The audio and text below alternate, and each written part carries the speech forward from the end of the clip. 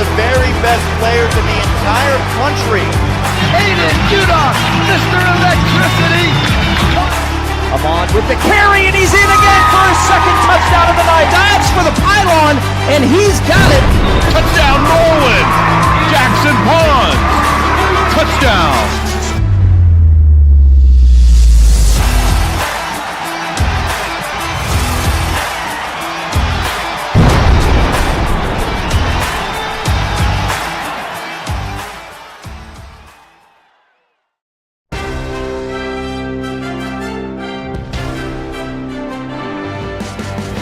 Westmoreland County High School football is on the air. This is 2024 Westmoreland County High School football, live on the Westmoreland Sports Network, presented by M&M Trucking in Latrobe. Your shipment is our top priority. By Ameriserve Financial, banking for life. By Building Bodies Fitness Center in Derry, helping the community achieve their fitness goals.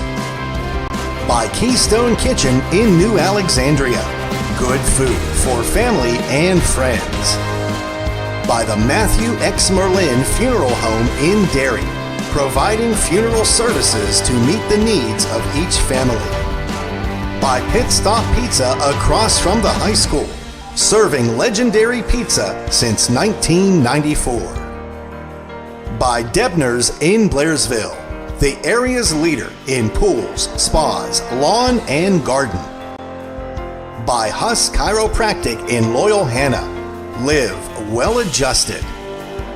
By Barclays Dairy King in Derry, the best ice cream with the largest portions in town. By the Cooperstown Event Center in Latrobe for all of your life events. By the McCabe Funeral Home in Derry, thoughtfully assisting the Derry community in their time of need. By the Derry Area Education Association. Every student, every day, we make a difference. By Industrial Packaging Supplies in Blairsville, specializing in product protection for all shipping needs.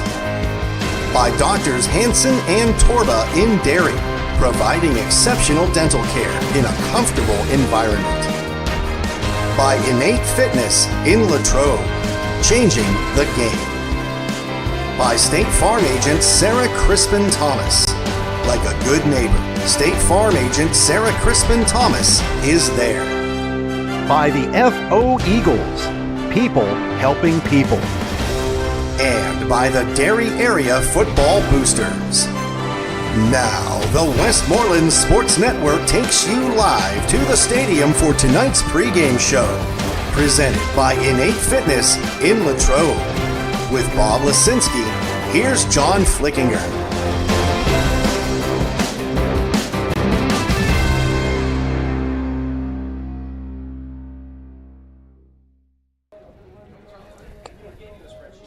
And we welcome you to Cougar Mountain and Yough High School for the final week of the high school football regular season, as one of these two teams will walk out of here tonight with their first conference victory.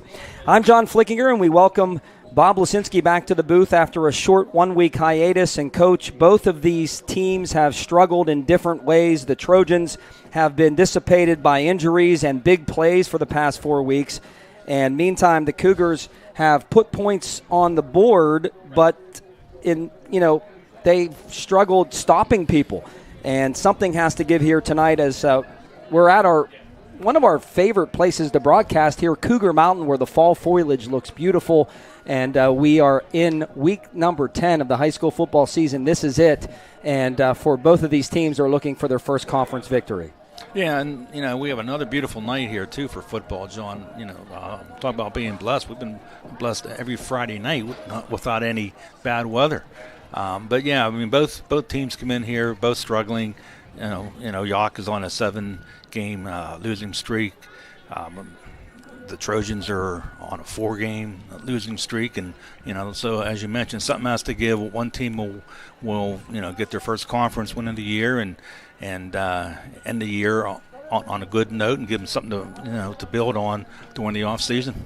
In their 4 conference losses, the Cougars have given up a whopping 157 points, but they've also scored 68. The Trojans have surrendered 146, but they've scored just 45. I mean, those two stats right there are eye-popping.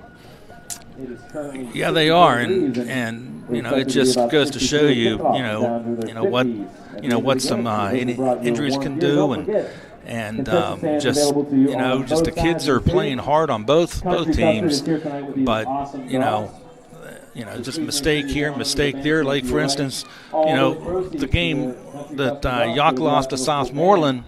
That game was pretty much an even game with like 7 minutes to go in the fourth quarter. So as far as Yough, they've been in like a lot of games, and they've had some opportunities, but again, some mistakes, and they've had their share of injuries too, and just like the Trojans, I mean. You hit the nail on the head about just giving up some big plays, and you can't do that. And on the offensive side for the Trojans, they haven't been able to produce the big plays. So, yeah, it should be a good game though tonight. Yeah, it definitely should. Last week, the Trojans gave up all 31 points in the first half in a 31-14 loss at Mount Pleasant, even though they outgained the Vikings 349 to 287. Sophomore Max Doherty led the way with a real nice night on the ground. He rushed for 174 yards on 17 carries, most of that coming in the second half. And it was big plays again that hurt the Trojans, or should I say long plays, Coach, including the second play of the game offensively for the Vikings as they hit the home run ball to Jarrett Garn for a touchdown pass against a very young Trojan secondary with all of those injuries. But there's some good news we'll get to here in a moment. But that's just tough when Mount Pleasant saw that and they exploited that.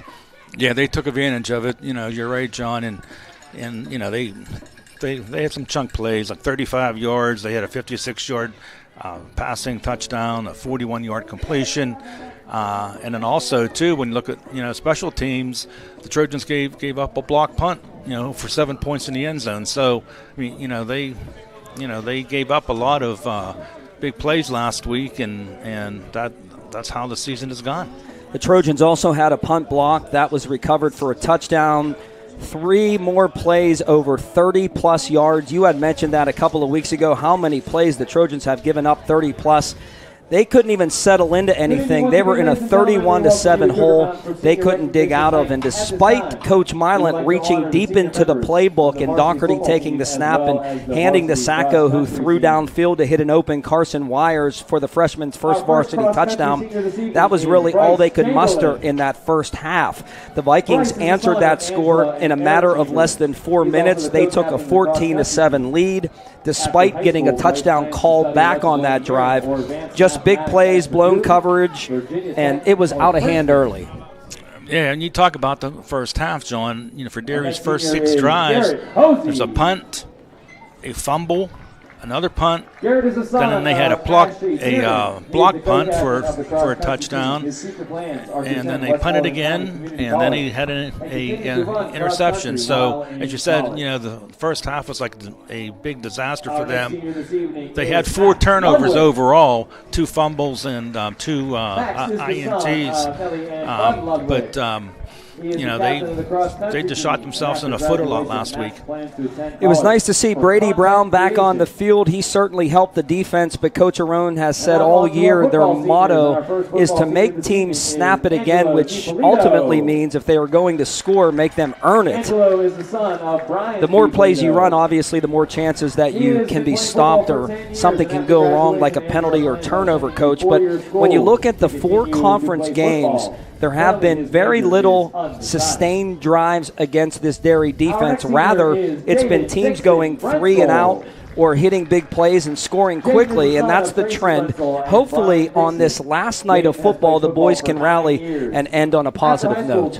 Yeah, you're right, John. The Derry defense, has been, pretty stout as far as, stopping teams from, having those long drives. But again, the killer has been the big chunk plays, and that's something that has happened all year, and but the defense has played well, and they're like the turnover margin, they're +3 this year, so they do have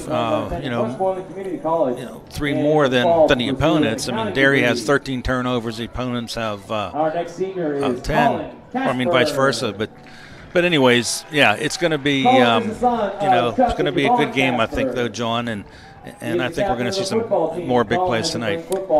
Senior night here on Cougar Mountain, and we're glad to bring it to you here on the Westmoreland Sports Network.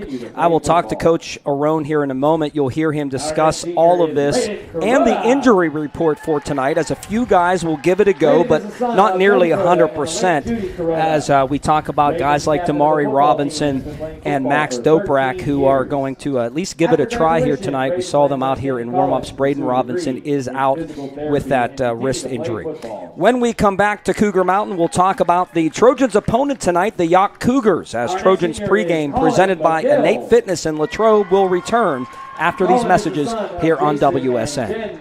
Innate Fitness in Latrobe wants to help change your game. Innate uses a unique training experience utilizing professional creativity that will challenge each and every one of your fitness levels. Innate Fitness has several affordable programs to fit your budget. Join Innate today and take advantage of their strength, conditioning, weight loss, and flexibility programs. Let them put a plan together for you with a free evaluation. Also be sure to check out Innate's athletic training, baseball, and softball services. Online at InnateFitnessLatrobe.com or stop on in and see our beautiful facility located on Main Drive in Latrobe. Debner's Pools, Spas, Lawn and Garden is your go-to source for all of your outdoor needs since 1982. In-ground pools, above-ground pools, swim spas, and hot tubs too. Debner's offers everything from do-it-yourself kits to fully installed special deliveries and everything in between. Let Debner's take the hassle out of your pool experience with the best products and the lowest prices anywhere, so you can start enjoying more priceless time with the ones you love. Why wait? Call or stop in Debner's today. Barclays Dairy King has portions so big you may want to share them with a friend or share them with your brother. Hey, that's my strawberry milkshake. Maybe not. Barclays Dairy King has been serving up the tastiest ice cream to the dairy community for over 40 years. Stop in and try one of our delicious sundaes, our legendary banana split, or our soft serve ice cream in a cone littered with sprinkles. Okay, you can have some. Barclays Dairy King, West 4th Avenue in Derry. The Matthew Merlin Funeral Home in Derry provides individualized funeral services designed to meet the needs of each and every family that comes through our doors. From casket choices to funeral flowers, our staff of dedicated professionals will help you through all of the planning of the funeral service. Please call us at 724-694-8331. The Matthew Merlin Funeral Home on North Chestnut Street in Derry. A celebration of a life well lived. Welcome back to Trojans Pregame presented by Innate Fitness. And truly we have, as Coach mentioned, not had a bad night of high school football weather.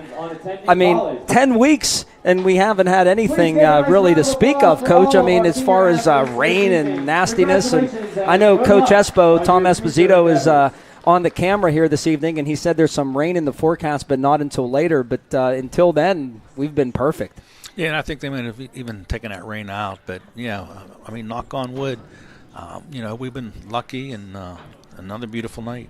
We want to thank all the great people throughout the season, our wonderful sponsors that make our broadcasts run so smoothly, our studio engineers, our production people, and our camera people. And we will, again, do that in our postgame show. But this is the final week for the Derry area Trojans. But let's talk about the home team tonight, the Yough Cougars here on senior night. I did some high-level math earlier this week, believe it or not. Not really high-level, Coach. That's more in your side of things. But when I looked at the Cougars' updated statistics, I saw that senior quarterback Raiden Kuroda, we talked about him last year in the game against Derry. He played well. We know he's a solid athlete and a huge part of this team, but when I crunched the numbers, I had to do it twice just to make sure I was correct. The Cougars as a team have totaled 2,667 yards of offense. Raiden Kuroda has accounted for 2,082 of those by the ground and by air. 22 total touchdowns, 12 passing, 10 rushing. That's 78% of the offense he's had a hand in. That's truly an incredible stat, to say the least. It sure is. He's a very talented athlete, John, and the offense rolls around him. So does the defense. He is the leading tackler. He also plays special teams.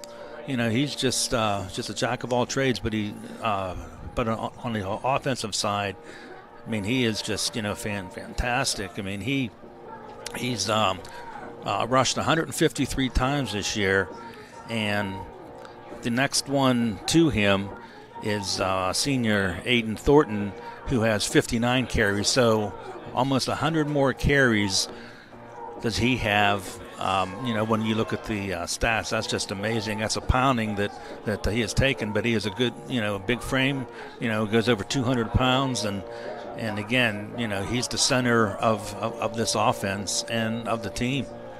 Yeah, absolutely. And when you look at some other guys for the Cougars, you have to look at Ryan Sarver, who had been injured a bit. He may play tonight. I'm still not sure yet. One person telling me he will, one telling me he might not. 29 receptions, 332 yards, and 6 touchdowns.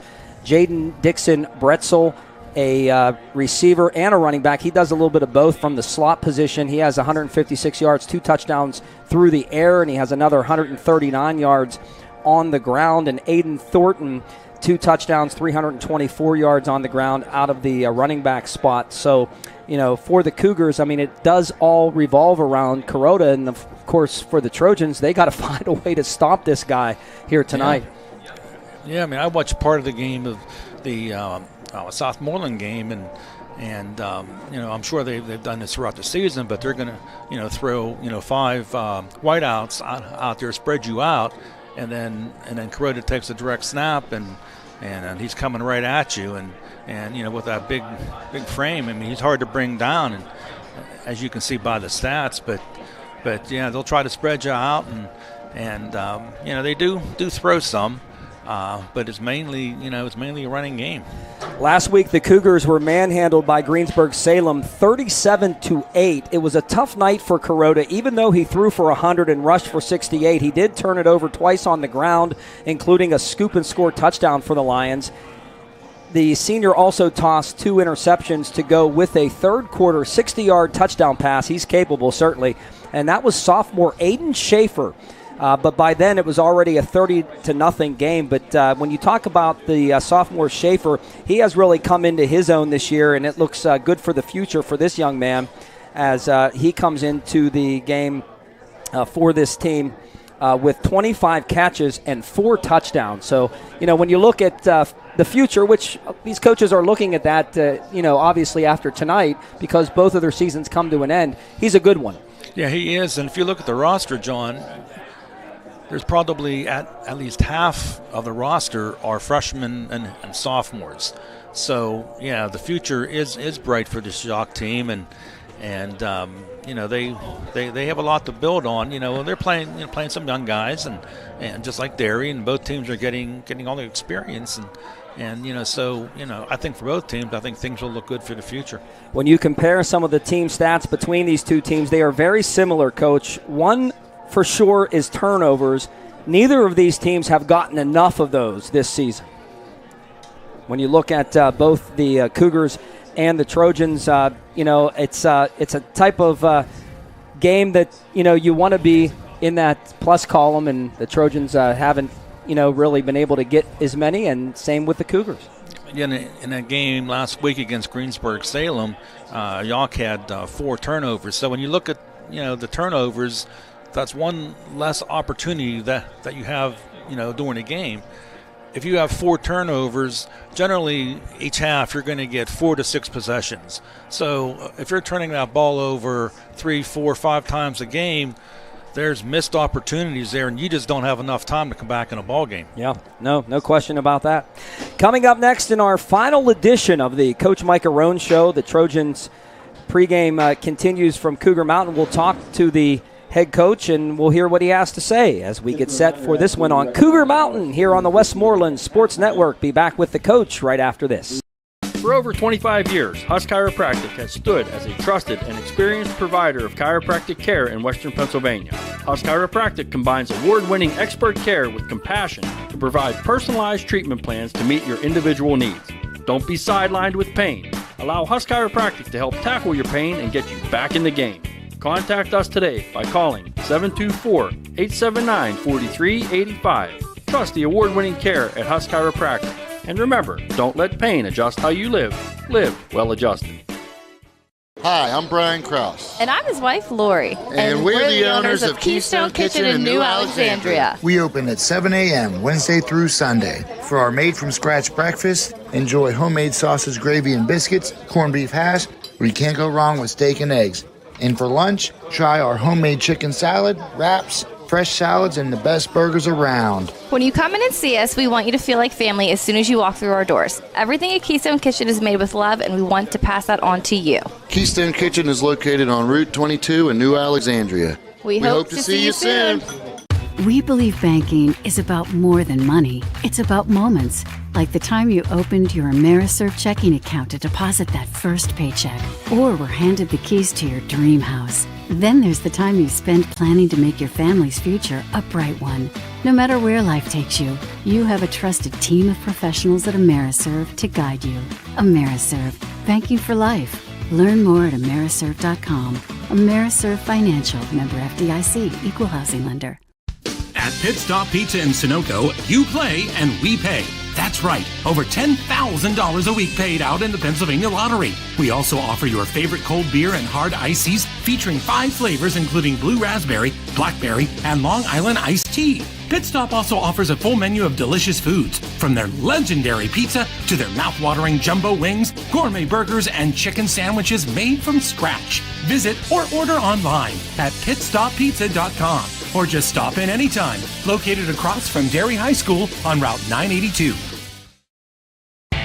This is the Coach Mike Arone Show. Presented by M&M Trucking in Latrobe. Your shipment is our top priority. Here's John Flickinger and the head coach of the Derry Trojans, Mike Arone. It honestly feels like yesterday that we sat down and talked for our first interview of the season, and now here we are, 10th game and the final game of the season. Where does it go? Yeah, these seasons just seem to keep getting faster and faster. We discussed that with our players at the beginning of the year, especially the seniors, because you do so much work in the off season and even in camp, it seems to drag on, and they bust their butts, and you tell them, guys, once the season starts, I'm telling you, it's going to, like a snap of a finger, it's here and gone. And it really does feel that way. It really feels like we just started camp, and already we're in week 10. So, yeah, it brings some finality to it, and hopefully we can take care of business tonight and walk out on a positive note. I know you didn't reach your goal. Your goal was to make the playoffs. That's not going to happen this year. But, all in all, as you mentioned, week after week, a good team to be around, a good team to coach, and a team that doesn't quit, right? Obviously, yeah. That's the great thing. Love these kids. You can't always say that about teams. I've been involved in this sport a long time as coaching, and sometimes you're just ready because of the kids you have on your team. This is a great group of guys. They put in effort week in and week out. They always came to practice ready to work. Of course, we had our hiccups. They're teenage boys. But they responded to us as coaches. So that even makes it more frustrating because of some injuries and some other things that didn't go our way. I don't think we really, showed on the field what we were capable of at times. But that's the way it goes sometimes. But I'm really, really proud of these guys. The whole team, from the freshmen on up to the seniors, the way they responded to us as coaches and just never quit. Let's go back to last week. I sound like a broken record. You sound like a broken record as well when we talk about this. But again, just big plays got you. And they got you early in that game, and you couldn't overcome it. You played a much better second half defensively, but you couldn't overcome those early big plays. No, it's tough. And it's frustrating, but, again, first big touchdown, Brett's actually in pretty decent coverage. That kid just has all kind of speed. It was a great throw by the quarterback, so you get a touchdown. We had a very young secondary out there, minus Brett Klim, who has some experience, but he knows where his strengths and weaknesses are as well. And it just, we put those guys in a tough position, and the lights were a little bit too bright for those young guys, but they got a lot of experience, so we got to look at the positive there. If you look at it, we outgained them in yardage. I thought we ran the ball well at times. Just gotten too big of a hole too fast. Let's take a look at your play now and what you were able to do. You bounced back after being down 7-0 with a little bit of trickery out of Coach Milan's bag right there. And, Carson Wires, as a freshman, you talk about experience. He gets his first ever, varsity touchdown catch. So that was pretty cool. Yeah, it was great. It was great to see. That was a play we worked on all week. It worked the way it was supposed to work. We scored. They scored again.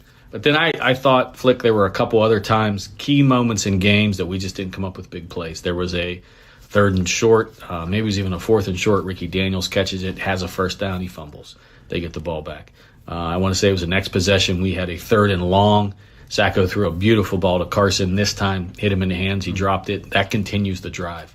I think we had at least one other fumble and a couple picks on drives too. So those are things as a young team, especially with inexperience on the field, that you just can't afford not to make those plays and expect to win football games or be in football games. And those are kind of the things that hurt us.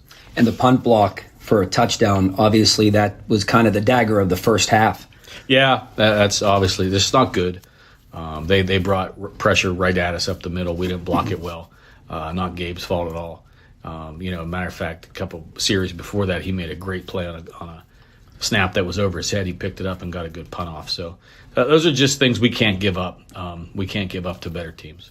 You mentioned this already, but you did outgain them by over 60 yards. But again, just not enough finished drives. Based upon what you just told me, as far as making a play here or there, makes a huge difference in any game. But Max ran hard again, 174 yards on 17 carries, man. He's really come into his own. We already knew what he could do defensively, but boys, he really helped the offense out too, running hard every time he touches the ball. Yeah, I've said this before about Max. I can't say enough good things about him. We've played him in multiple positions on offense. He thrives wherever we put him on the field, just a playmaker. Never complains, just does his job. I know it was just this week in practice. I didn't realize he had so many yards. I knew he had a good game. I didn't realize he had almost 175. And I said that to him. I'm like, Doc, man, I didn't know you had 174 yards. They were quiet yards. Correct. And he said, he goes, Coach, I was pretty sore after the game. I'm like, I'm sure you were, man. Those were earned yards that you had. Can't say enough about that young man. He's a great football player. He's very coachable. Like I said, plays multiple positions. And, right now he's the best tailback we can put on the field, minus Damari. So we're real proud of Max, and he deserves any accolades he gets. You sent me a text message a couple of hours before the game last week, and you said, number 44 tonight will be Pitzer. And I got excited. I thought, what are they going to do with him? What's going to happen? I figured he'd probably line up at tight end or fullback or something. But you did put him at tight end. And he was able to get a touchdown there at the end. And I know, that's bittersweet as far as the game is concerned, but to get Dylan in the end zone there against, some of his former mates was pretty cool to see. Yeah, that's a play. We've had him in those positions as an extra lineman, looking like a tight end for a couple weeks now, and that's a play, one of our kind of trick bonus plays we've been working on for a few weeks now. So we didn't just put it in for Mount Pleasant. It just happened to be, we thought maybe this was a game we can use it in, so we got him an eligible number, and it worked out. Will we see him in that jersey number again tonight? Yes, we're the same jersey. You may see even more tight end sets tonight. Maybe we have a couple other things up our sleeve. Anthony threw the football 27 times, and I know that's not what you want to do. That's not your offense. However, he did, again, make some good throws, and you did unleash him more, as you said that you would. And being the fact that he's a sophomore, if you look at his growth this year, just talk about what you guys are feeling about that. So very proud of him. As a pretty much quarterbacks coach all my career, that's what I mainly focus on. Man, I'm really hard on him. He takes the coaching and he improves. He's another kid I can't say enough good things about. It's tough when you're 5'6", and I may be being generous, standing behind some linemen who are pretty big and you can't always see. So sometimes that takes time, and man, he has a strong arm. He is typically very accurate, and what I really like about his progress was he didn't take a whole lot of sacks. That's kudos to our offensive line too. I don't have the stats in front of me, but we weren't sacked much. He became quicker with his decision making and making the right decisions. Even last week, he got the ball in his hands pretty quickly a few times. And there were some balls, like I brought up the one with Carson, some balls out there that he made good throws. We just didn't catch for him. So, no, we don't want to throw the ball 27 times, but he is showing that he is more incapable. And with this year under his belt, hopefully, moving into next year, he'll be even better. It was good to see number 1 back on the field last week. Yeah, it was. Brownie brings a lot of energy and just, he's a really good inside linebacker. He made some plays. He's a leader as a sophomore. He gets our defense set up, so it was really good seeing him on the field, and we kind of saw how much we missed him the 6 weeks he was out. Tonight it's the Yough Cougars. They are also looking for their first conference win, Coach. I'm sure there's motivation in practice just based upon what you've talked about. Even though it's the last game, you're not going to get into the playoffs. It's a game that they really want to win, and of course Yauch's going to feel the same way. So what have you seen out of them? And I know, looking at their quarterback, one stat, I did some math, can you believe that, this week, and out of 2,677 total yards of offense, he has had his hand in, I'm talking about Raiden Kuroda, in 2,082 of those. Yeah, he's a special player. It's going to be no secret that defensively the game plan is you got to stop him. You got to limit him. You're not going to stop him, but you have to limit him and make them beat you in other ways. So that is our focus, obviously. Practice-wise this week, it got hot Tuesday again. Yeah. And we didn't have a great practice Tuesday, I'm not going to lie to you, but Wednesday came around much better. One of the better practices we've had this year. We have been preaching that to our kids, like, listen, guys, it's on you. How do you want to end your season? Like, unfortunately, this is where it's going to end. It's got to come to an end somehow. They believe, I think, it's a very winnable game. Not that they're cocky, but they know it's a winnable game. We may have number 11 back on the field. He practiced pretty much full go Wednesday, and he looked really good, better than I've seen him since the injury. So, we'll see, and that motivates our guys. They saw that. They saw him in practice going pretty much full speed, and you could just tell the difference in energy of our team. So hopefully that's a big pick-me-up. But yeah, we definitely want to get a win and then maybe springboard that into next year. You've been coaching for a long time, and when you come down to a last game, of course it's important to win. It's important to win every game. But how much emphasis would a final game of a season prior to a next season, what kind of importance, I guess is what I'm trying to say, of winning that last one, especially with a young team like you have?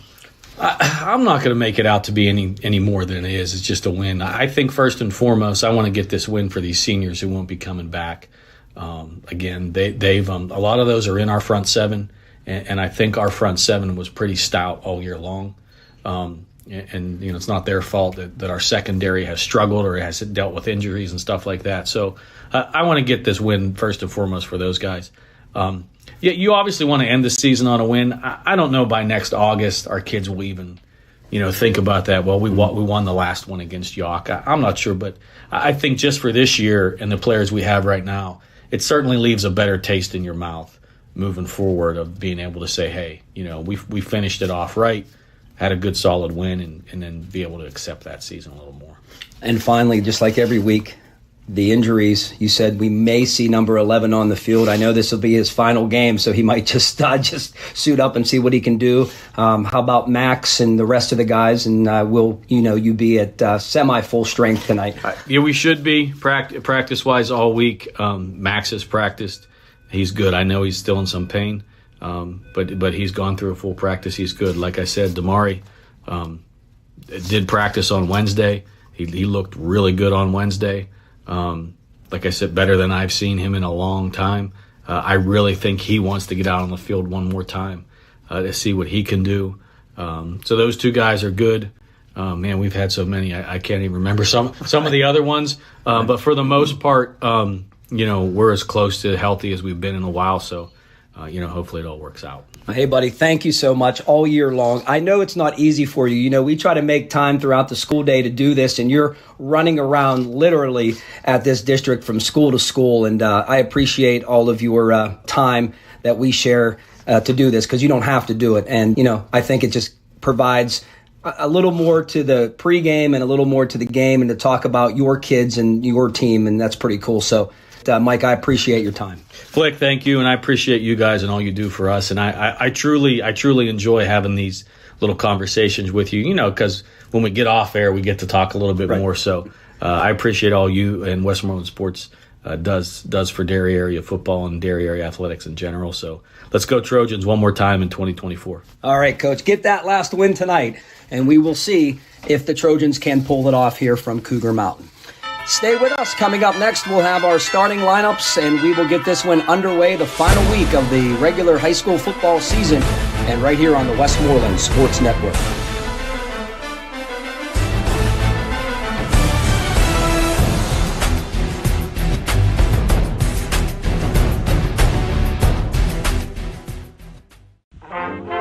Hey Trojan fans, this is Mike Moxenchuk, President of the Derry Area Education Association. The DAEA would like to wish the Trojan football team, cheerleaders, and marching band best of luck this season. We strive to make a difference in our students' lives and prepare them for the challenges and successes that lie ahead. The Derry Area Education Association. Every student, every day, we make a difference. Welcome to the Cooperstown Event Center in Latrobe. The Cooperstown Event Center has seating for up to 300 guests, making it a perfect fit for wedding receptions, team banquets, parties, and wedding and baby showers. To book your special event, call 724-539-3383 or visit CooperstownEventCenter.com. The Cooperstown Event Center, Thomas Street in Latrobe.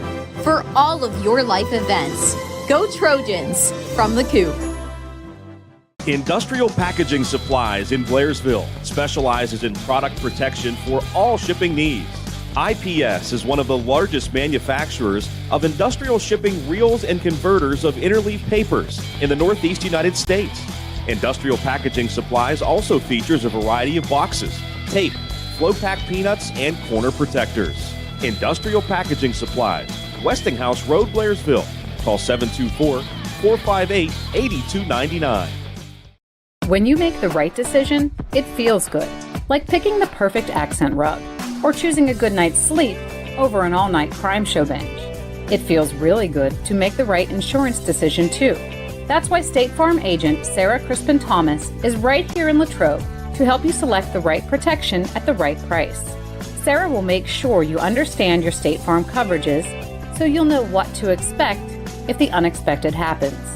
When you want the real deal, like a good neighbor, State Farm is there.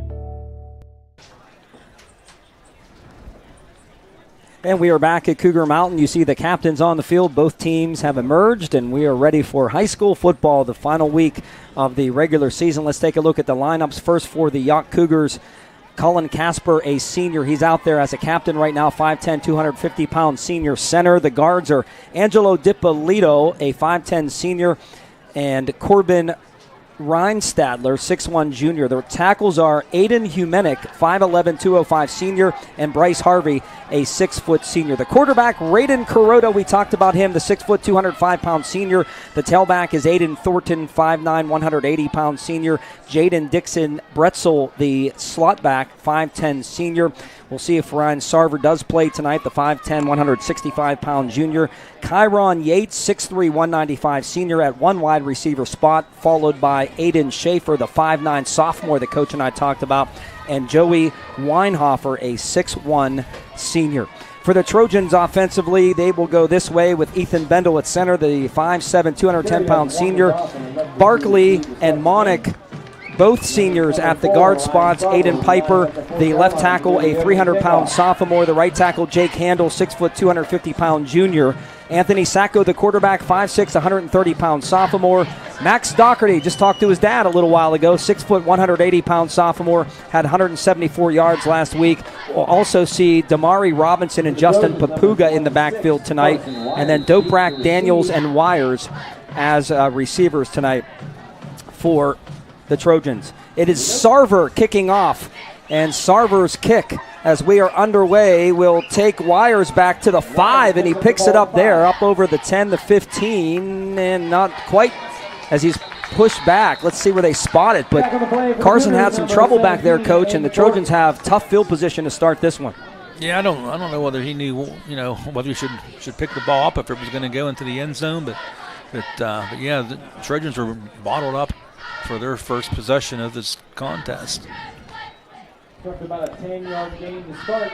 You heard from head coach Mike Arone talking about wanting to get this one for the seniors, his final game of the season. And we've been on the mountain several times. We've seen some good Trojan games, and we'll talk about some of those throughout the night. But the Trojans will start deep in their own territory as Sacco on first down will give to Damari, and Damari has a little bit of a crack off the right side and gets to the 20, so it's nice to see number 11 back here tonight playing his final game as a Derry area Trojan. Tackled by number 57. Yeah, that's for sure. That gives them the breakaway threat that they haven't had for the last 3 or 4 games. Corbin Reinstadler, the 6'1 junior, makes the tackle. The Trojans averaging just 15 points a game, 233 total offense. As this caught in the backfield as Wires carries the football, and the tackle was made by the Cougars in the backfield, and that was Joey Weinhofer, the 6'1 senior. So 3rd and long coming up on the first possession of the night for the Trojans. Yeah, not what you want to do. I mean, this offense is not meant to have 3rd and long. Brown is back there this time. Sacco in trouble, and he has to throw it. And it's on the ground, and it's incomplete. I don't think they picked that one off. It was close. Kuroda almost came up with the interception. They're going to call it incomplete. And a 4th down, a 3-and-out for the Trojans. Not the way you want to start your final game on the road. And they will be punting, as Guess, who has done a tremendous job, will have to go back to around his own end zone to punt this one. And should give Yough great field position. And if you recall, last week the Trojans did have a punt blocked in the end zone. Guess will stand at his own 3-yard line, and a good snap from center. And he gets off a end-over-end ugly kick that time. And the Cougars will have outstanding field position at the Trojan 41-yard line, as the Trojan defense comes out onto the field. They're led by Aiden Piper and Dylan Pitzer at defensive end. Jake Handel at a nose tackle spot. Outside backers are Vinny Dudzinski and Max Doherty. Brady Brown inside, and Caden Wires as well on that inside level of the Trojan defense, along with Donovan. That's Preston Donovan, who's in there now. And Damari starting in the secondary. That's good news. They come out in five wideouts. Kuroda empty set. He's going to take it on quarterback. ISO breaks a tackle, and Pitzer brings him down, but not before. Kuroda takes it down to the 31-yard line for a pickup of about 9 yards on first down. And again, that's what Radin does. He breaks tackles. That's what he does. You're right, John. And nothing fancy, though. They just spread you out, and he gets up ball and goes right up the gut, and, with his big frame, he's strong.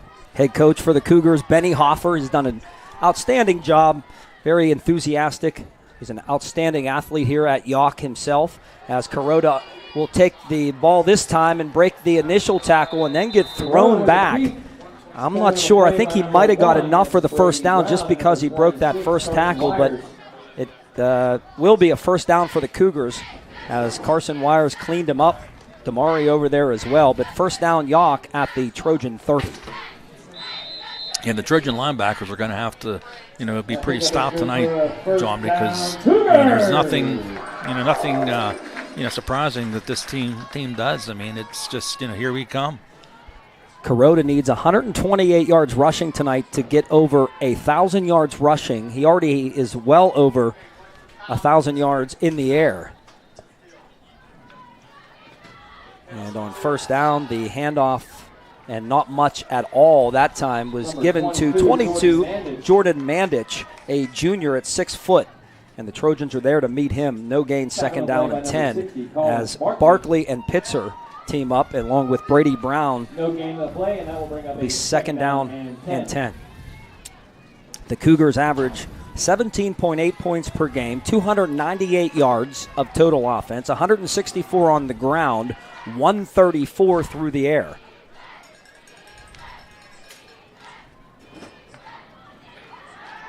Kuroda pumps, throws down the middle to Sarver, incomplete. Pretty good coverage by Wires, and they're testing the Trojan secondary there. I'm sure they've seen that. But he had the inside positioning, did Ryan Sarver, but a little too far. Yeah, he did have the position, and he was open. If the ball was on target, it probably would have been 6 points, but just a little bit overthrown. So 3rd down and 10 coming up. The Trojan defense trying to make a stop after the offense goes 3 and out on their first possession. As Kuroda takes the snap, he's back. He wants to go deep again, wide open, and caught for the touchdown. That pass was caught and pulled in by Aiden Schaefer, who had the touchdown last week against Greensburg-Salem. He pulls that one in, and wide open for the score. Yough is on the board first. They lead 6-0. Yeah, and like you said, John, I'm sure they saw what Mount Pleasant did to the Trojan secondary last week, and here it is, the first drive, capped off by a 30-yard touchdown pass.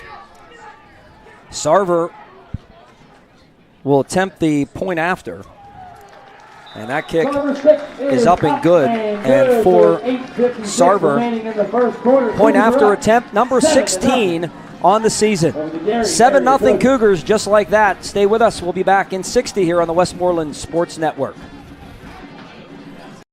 At M&M Trucking in Latrobe, your shipment is our top priority. M&M Trucking provides a fleet of trucks capable of moving one or many loads of freight, concentrating in steel, lumber, mulch, concrete, precast forms, and more. M&M Trucking hauls loads to both warehouse facilities and direct-to-construction job sites. Call 724-539-1044 or visit lmmtrucking.com. M&M Trucking, spanning 3 decades, keeping pace with today's transportation industry. Innate Fitness in Latrobe wants to help change your game. Innate uses a unique training experience utilizing professional creativity that will challenge each and every one of your fitness levels.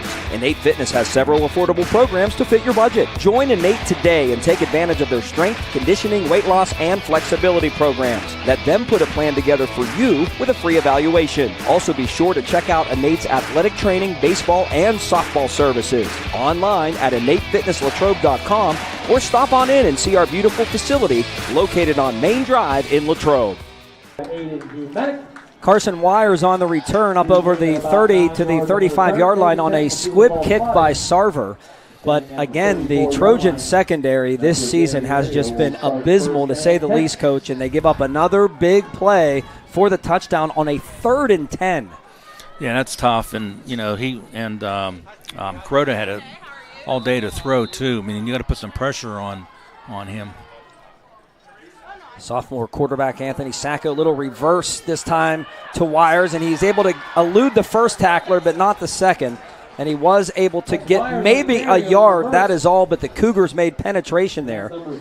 And again, it was number 57, Corbin Reinstadler, the 6'1 junior who was in the backfield. Yeah, so far, I mean, it's early in this contest, of course, but so far it's been all Yough. Leading tackler on this team, guess who? Kuroda, 65, coming into this with 3 sacks. He was also the homecoming queen last week, too. The king. Or king, I mean. Yeah, absolutely. Ball on the ground, and down on the knee is Sacco, and that's going to be blown dead. So the Trojan offense, my goodness, struggling here in the first couple of plays of this drive, as Sacco took the snap, lost the football, and he was down on one knee. So they're going to lose back a yard. It's going to be 3rd and 10 coming up. Yeah, definitely passing situation here. I mean, they definitely need to try to move the chains here, John. Yough will have good field position again. Sacco awaits the snap. He's got Daniels to his left, 2 receivers to the right. Now Papuga redeploys to the left in the slot with Robinson to the left of Sacco. Anthony throws, pass, caught, Wires. And Carson will get all the way down to the Cougar 30-yard line. Very nice play call that time, and they found Wires wide open, and a big play for the Trojans coming right back. Yeah, blown coverage here by Yough. Like you said, Wires, was wide open. 36-yard pickup. So the freshman who had a touchdown catch early in that game last week against Mount Pleasant gets a big one there. As in the pistol formation this time, Sacco on first down will give to Damari, and Damari is caught and thrown back in the backfield. Nothing there, and that's Colin McGill, the 6-foot senior, who comes in and tackles Damari for a 2-yard loss. Second down 12 coming up for the Trojans. Yeah, so far the Trojans' running game hasn't done anything at all. I mean, they've been averaging 4.5 yards per carry coming into tonight, but credit Yough defense, they've come up tough. Of course, Damari not 100%, but he's out there for his last game as a senior. And the Cougars showing blitz, and they jumped into the neutral zone. So that'll help the Trojans. That'll be 5 yards, I believe, against the Cougars. We have encroachment on the defense. Bringing both middle backers that time, or at least showing it.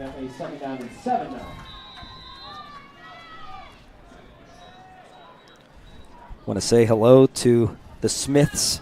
They say the best seat in the house as they are watching tonight from the Greensburg area. Colleen and Brock. Here's a quick pass going to be caught, and it's Wires again. And Wires has room to the 15 and the 10 and taken down inside the 5-yard line. Carson Wires on the quick flanker screen picks up a first down for the Trojans, and he is really emerging, the youngster. Yeah, he is, John, and he showed a nice burst of speed there, and almost got in just a couple yards short, but a pickup of 25. We have a first down and goal. Goal to go for the Trojans. It looks like Brock was stoking the fire there. Get the fire going here as they're watching in tonight. 7-0 Cougars. Trojans on the march. They have it just outside the 2-yard line. Sacco from the gun. Gives to Damari, and he's cut down by Kuroda. Flag on the play. There is a flag down, far side, thrown by the line judge over there on the Trojan sideline. It's false start against the Trojans. I guess that would be illegal formation. If it was false start, they would have blown it dead. Right. So illegal formation, you're able to decline, and that's exactly what the Cougars did there. I mean, the ball at the 5. Yeah. So they decided They were at the 2, right? Yeah. Yep. So a 3-yard loss. And instead of the 5-yard penalty and bringing up first down again, they decided to decline it. Second and goal, Trojans down 7-0 early in this one. Sacco fakes. He's going to keep, and he's going to head to the end zone for the touchdown. Anthony Sacco, the sophomore, scores for the Trojans, and they make it a 7-6 game with 5:32 left here in the first quarter. Yeah, nice drive by Derry. It totaled 65 yards, and good way to answer Yough's touchdown.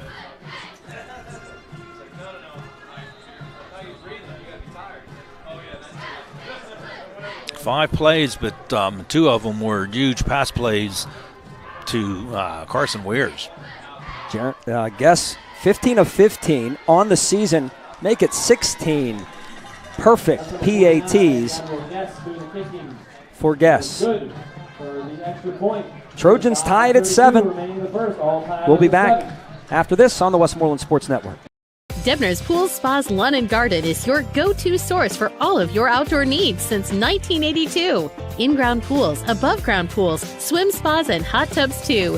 Debner's offers everything from do-it-yourself kits to fully installed special deliveries and everything in between. Let Debner's take the hassle out of your pool experience with the best products and the lowest prices anywhere, so you can start enjoying more priceless time with the ones you love. Why wait? Call or stop in Debner's today. Barclays Dairy King has portions so big you may want to share them with a friend or share them with your brother. Hey, that's my strawberry milkshake. Maybe not.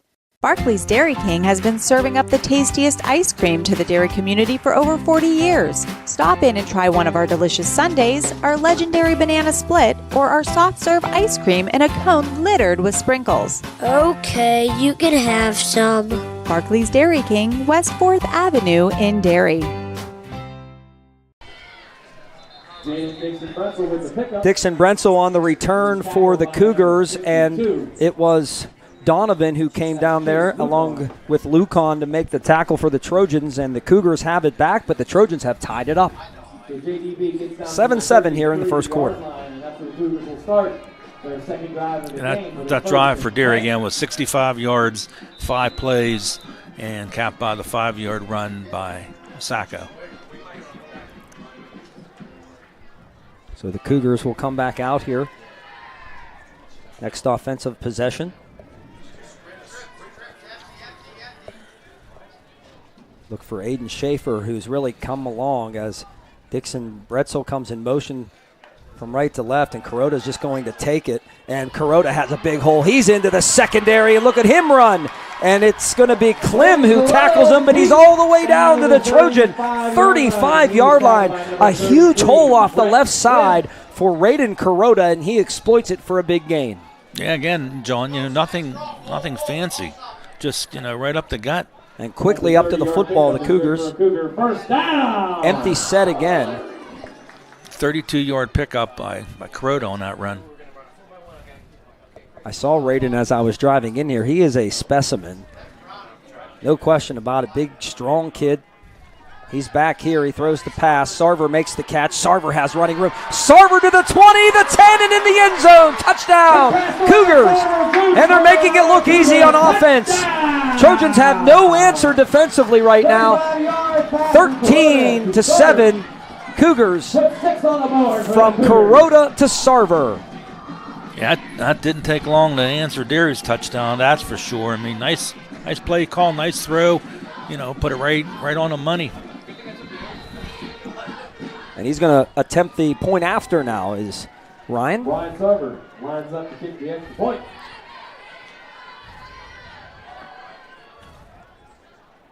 Snap, Kuroda's hold, and the kick is good. 14-7 Cougars. Here on the Westmoreland Sports Network, we will return to Cougar Mountain right after this. The Matthew Merlin Funeral Home in Derry provides individualized funeral services designed to meet the needs of each and every family that comes through our doors. From casket choices to funeral flowers, our staff of dedicated professionals will help you through all of the planning of the funeral service. Please call us at 724-694-8331. The Matthew Merlin Funeral Home on North Chestnut Street in Derry, a celebration of a life well lived. For over 25 years, Huss Chiropractic has stood as a trusted and experienced provider of chiropractic care in Western Pennsylvania. Huss Chiropractic combines award-winning expert care with compassion to provide personalized treatment plans to meet your individual needs. Don't be sidelined with pain. Allow Huss Chiropractic to help tackle your pain and get you back in the game. Contact us today by calling 724-879-4385. Trust the award-winning care at Huss Chiropractic. And remember, don't let pain adjust how you live. Live well adjusted. Kickoff is picked up and fumbled by Ricky Daniels, and it's picked up by the Cougars. They have it. And it was McGill for Yough picking up that kickoff that was squibbed on the ground. Ricky had all kind of trouble with it, and Yough has it right back at the Trojan 15-yard line. Yeah, tough break for the Trojans, and see if the defense can come up here and make a huge stop. You don't want to go in a hole here. 21-7 early. Well, both times the Cougars have touched the ball, they have scored. Now they're only 15 yards away from pay dirt. As Kuroda will take the snap, he'll fake and he'll keep, and Raiden has running room inside the 10 to the 5, fighting toward the goal line, and he's down at the 1. He's going to make it down to about the 1-yard line where he's met by number 44, Dylan Pitzer. Pitzer and Harris team up. Jacob Harris. But it's goal to go again for the Cougars. Yeah, John, thing is, that play is coming, but they run it so well. And, when Kuroda's such a good runner, it's hard to stop. First and goal from the 1. So they have it at the 1-yard line. And there is the push with Kuroda. And I don't think he got in there. The Trojans stop him at least on first down anyway. From the 1-yard line. Ray's going to get down. It looks to be a few inches short. Yeah, the kickoff, again, was squibbed down there, and it was bouncing around, and Daniels had it. He picked it up. He lost it. He tried to pick it up again, and he lost it again. And the Cougars have it, here you see, about a half yard away from scoring their third touchdown here in this first quarter.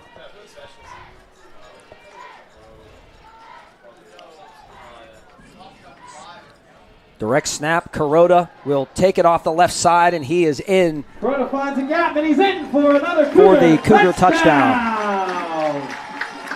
3 touchdowns here in the first quarter, and it's 20-7 Yough. Derry with a 1-yard run and 6 more points, so with 3:36 in the first. Cougars are now up. Yeah, so two scores in a minute. That's hard. 10-yard line for the extra point. But that's a turnover, and Yough took advantage of the turnover and put the points on the board. Sarver will tack on the point after his third of the quarter. Oh, wait, they're saying no good. No good. Well, one official I thought had his arms up, so they're saying no good on the kick. 20-7 in favor of the Cougars here on the Westmoreland Sports Network. We'll be back after this. When you make the right decision, it feels good. Like picking the perfect accent rug or choosing a good night's sleep over an all-night crime show binge. It feels really good to make the right insurance decision, too. That's why State Farm agent Sarah Crispin-Thomas is right here in Latrobe to help you select the right protection at the right price. Sarah will make sure you understand your State Farm coverages so you'll know what to expect if the unexpected happens. When you want the real deal, like a good neighbor, State Farm is there. The dental office of Doctors Hansen and Torba is excited to offer our patients same-day crowns with CEREC by Sorona. With the integration of CEREC, ceramic crowns can now be accomplished in just one visit and without a temporary. Doctors Hansen and Torba is also proud to offer our Patient Appreciation Program for patients who don't have dental insurance. Just pay the annual enrollment cost and enjoy incredible discounts on everything from cleanings to root canals. Doctors Hansen and Torba, Route 217, Derry Township. Daniels takes the kick at his own 13, and he gets up to about the 28. No, not the 28. Where they're going to spot the football. They're the 27. Okay, close. That's where the Trojans take over, 1st and 10 from the 27 in a 20-7 deficit. They need an answer. And it's Damari with the carry, and Damari picks his way for good yardage off the left side. Tackled there by John Gurgley. A 5'11 freshman out there for the Cougars. Gain of 8, 2nd down and 2 coming up. You got to answer this one, Coach. You can't get down, like last week we saw it early in the game. They had a 7-7 tie with Mount Pleasant, and then the Vikings just took over in that first half. Yeah, and it was 31-7 before you knew it. And bad thing is, when you look at the overall stats here, John, the second quarter has been the worst for the Trojans. They've been outscored 85-19 in that second quarter, and we haven't got there yet.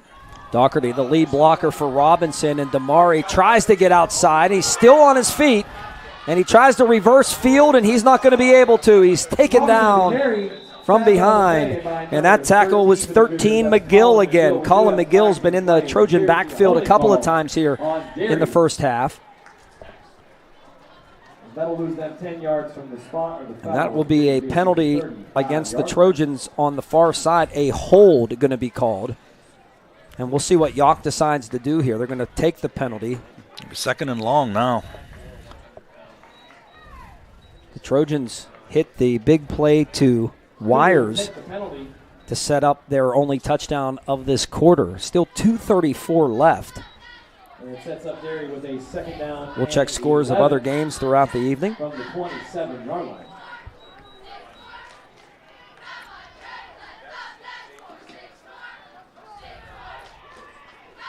As Sacco again with Kuroda showing blitz and now pulling back.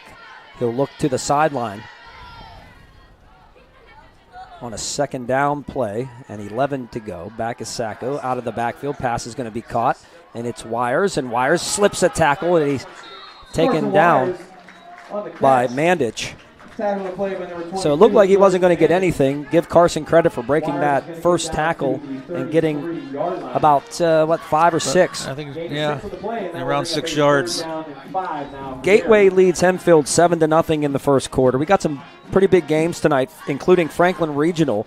They and Armstrong are tied at 7 in the first quarter. Penn Trafford already up 14-0 over Latrobe, and the Trojans jump offside, the right side of the offensive line there, and that's going to cost them 5 more. But that's a big game tonight at Memorial Stadium and here on the Westmoreland Sports Network, and it's already 14-0 Warriors.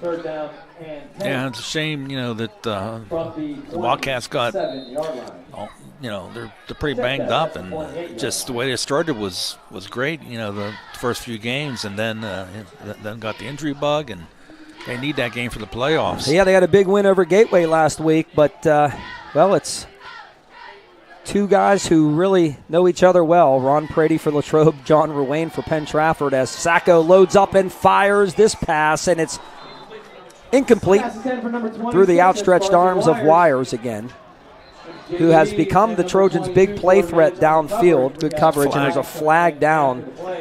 Back in the backfield. 2 flags, actually, lying on the turf here at Cougar Mountain as the officials get together. Been a lot of crazy games here throughout the years, and we've had a number of those broadcast. I remember back in 2018, Coach, in a game that was tight for the first half in 2018, the Trojans end up pulling away big time, 63-21, but Justin Flack had 8 touchdowns. Dustin Schoaf had 3 touchdowns, offsetting personal foul penalties. So it's after the play, so it's still going to be a 4th down coming up for the Trojans. They're going to have to punt again, but remember that game. That was crazy. Schoaf finished with 289 yards, but he only had 23 in the second half. That was crazy. And then Flack had 159 yards and 8 touchdowns. How do you do that? Well, that's crazy. Interception return for a touchdown, kickoff return for a touchdown. And his other 6 were rushing. They're both of them are very good athletes. Yep, Dustin Schoaf going on, having a very good career at Mercyhurst. Now coaching at Jeanette, actually, as this punt is a pretty good one by Guess. Will roll out of bounds, and the Cougars will have good field position at the 45-yard line. Still 1:06 to play here in the first quarter. And the Trojans trailing 20-7, and they have not been able to stop Yough yet. I was just going to say that, yeah. That Yough has scored on every possession, and it's been, quick scoring, like 5 plays, 2 plays, and last drive was 3 plays. So it's taken them, 5, 7, 10 plays to score 3 touchdowns. Yep. A timeout taken by Derry. Trojans will take a timeout. Their first of the half, 2 remaining. And we will keep it here. It's pretty hard when you're trying to, nobody knows what I'm talking about here, but trying to run the production and the game and broadcast and everything. You talk about good games too, John. The one game last year, the Trojans decided to go for 2 right at the end, and they won for 2 to go for the win, and they were able to get the 2-point conversion and come up with a win last year. So that was another exciting game between these 2 teams. Yeah, 13-10 game. You're right. The Trojans, by the way, with that win last year, they got back on the winning track against the Cougars. The Cougars did win that game, as you mentioned, in 2022. Prior to that, the Trojans reeled off 6 straight wins against Yough, 9 out of 10. And since 2000, Derry area is 14-5 against Yough, with several years the 2 teams did not play each other. So the Trojans have had the better of it, but so far not tonight, as Dixon Bretzel gets the carry, and he's going to be tackled by Barkley. And a nice tackle there. After a gain of 3, 2nd down 7 coming up. Bretzel had a good game against Southmoreland. I mean, he was at first drive. He was catching all kind of passes against Southmoreland.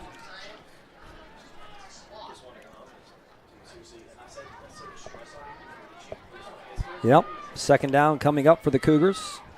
7 yards to go. The fake, and Kuroda wants to go deep again down the field. This time good coverage, incomplete. And that was Dobrak and Stow back there. Schaefer, the intended receiver, third down coming up. Yeah, good coverage was right. He was step for step. And nowhere to go without ball that time. Brings up third down and about 6 or 7. You mentioned the Cougars offensively have put points on the board this year. It's the defense that has given up a lot of points, 30.1 per game, but they've had some tight games, including against Mount Pleasant. Very tight game, a 3-point game. As Kuroda this time is going to run the football, and the Trojans this time will make the tackle, and he's short of a first down. It's going to bring up fourth down, as Brady Brown was the first to meet Kuroda in the hole. A fourth down coming up, and when it's the final game, and they're going to let the clock run out. We're going to end the first quarter here. 20-7 Yough. Second quarter action coming up here on the Westmoreland Sports Network. Welcome to the Cooperstown Event Center in Latrobe. The Cooperstown Event Center has seating for up to 300 guests, making it a perfect fit for wedding receptions, team banquets, parties, and wedding and baby showers. To book your special event, call 724-539-3383 or visit CooperstownEventCenter.com. The Cooperstown Event Center, Thomas Street in Latrobe. For all of your life events, go Trojans from the Coop. Industrial Packaging Supplies in Blairsville specializes in product protection for all shipping needs. IPS is one of the largest manufacturers of industrial shipping reels and converters of interleaf papers in the Northeast United States. Industrial Packaging Supplies also features a variety of boxes, tape, flow pack peanuts, and corner protectors. Industrial Packaging Supplies, Westinghouse Road, Blairsville. Call 724-458-8299. We get set for second quarter of action here on the Westmoreland Sports Network. Cougars going for it here, and the direct snap, Kuroda in trouble, and Pitzer and company will make the tackle, but does he have enough for the first down? I think he might have been. Yeah, they're saying he got it. That extra effort by Raiden Kuroda gets him the first down, and they move the chains. Man, it looked like he was going to be stopped about a half yard short. Yeah, he kept on churning. He was hit behind the line of scrimmage and just kept going, kept those legs churning, and was able to just get enough for that first down. Trojan defense has not gotten off the field yet in this first half, as the Cougars have scored on their first 3 possessions, 1 short possession after the turnover on the kickoff. Here's a jet sweep, and this time the Trojans are there, and they will make the tackle. Doherty and Daniels and Pitzer, as Weinhofer took the handoff from Kuroda, and a loss back to Yough territory right around midfield. 5-yard loss, 2nd and 15 coming up. I think that's the first time that the Trojans have a tackle for a loss here tonight, John. In fact, when I look at my stat sheet, it is. We're going to need more of that. They're going to have to come up with a defensive stop here, no question about it. Down by 13 as Kuroda empty set. He's going to pump. He's going to throw deep. Good coverage down there, but it's caught and pulled in, and running for the touchdown is Kyron Yates. What a throw by Kuroda. It was pretty good coverage, and Yates, like a breadbasket, he just pulled it in. Didn't break stride into the end zone. Another huge offensive play against this Derry area defense, and it is now 26-7. It was good, coverage initially, John, but the Derry defender, he kind of stopped to turn around and look at the ball, and by that time slowed down a little bit, didn't he? And slowed down, and Yates went right by him, and Kuroda put it right on the money. I'll say, right on the mark. Empty set. Trips make that 4 receivers to the right. Kuroda going to throw back, and it caught by Sarver. 2-point conversion, good for the Cougars, and they lead it 28-7 here on the Westmoreland Sports Network. Building Bodies Fitness Center is open 24 hours a day, 7 days a week, helping the community achieve their fitness goals. Building Bodies features the trademark Top Gun fitness program coached by Derry alum Sean Horwell. It incorporates group personal training, youth fitness, and sports-specific training. Or try our renowned group fitness like Zumba, spinning, step, yoga, and more. Building Bodies is also home to Rough House Wrestling, a K-6 wrestling club led by former Trojan State champ Travis Schaefer. Go Derry Trojans from Building Bodies Fitness Center. Good luck, Trojans, from the Fraternal Order of Eagles, area number 1612 in Derry. The Fraternal Order of Eagles is an international non-profit organization uniting fraternally in the spirit of liberty, truth, justice, and equality. FOE has carried the motto of people helping people for over 110 years in Derry. New members are welcome. Call 724-694-2344. The Fraternal Order of Eagles on East 1st Avenue in Derry. People helping people.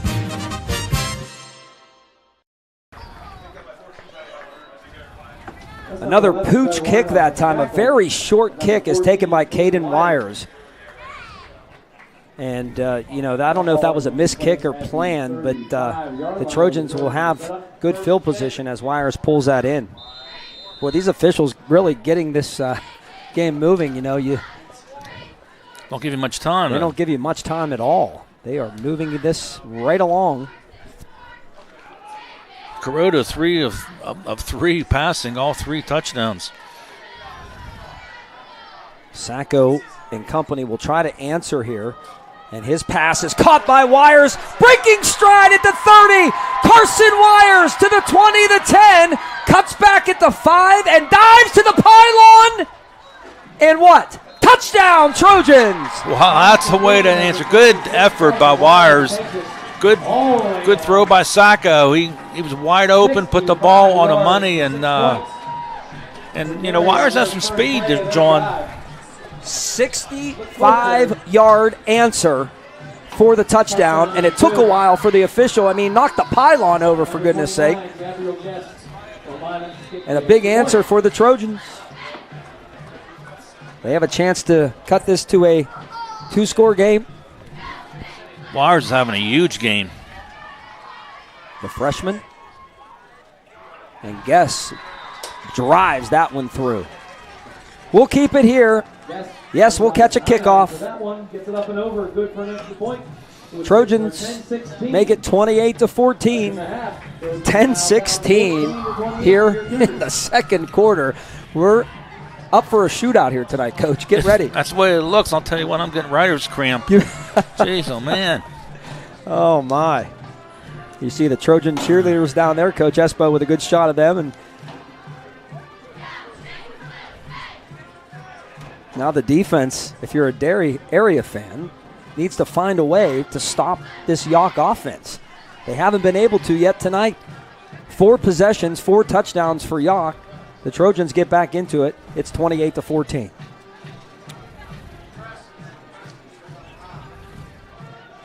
Coach is writing over there. Oh, my gosh. I'm trying to keep up with the scoreboard as well. We'll get to some other scores when we have a chance, but my goodness, here we go. Guess will kick it off. And his kick is going to be taken by Dixon Bretzel, and Dixon Bretzel will get to the 30, and Dixon Bretzel to the midfield stripe and out of bounds at the 45, hit by Donovan, and not good coverage at all by the Trojan special teams there, and they give Yough the ball right back at the 45. Yeah, they give him great field position, and he found that little opening and made a nice return, and like you said, John, set shot up at the 46-yard line of the Trojans. Southmoreland took a 6-0 lead over Greensburg-Salem, but the Golden Lions have come back and scored a touchdown. They lead 7-6 with 1:25 left in the first quarter of that one. Franklin Regional 14, Armstrong 13, second quarter.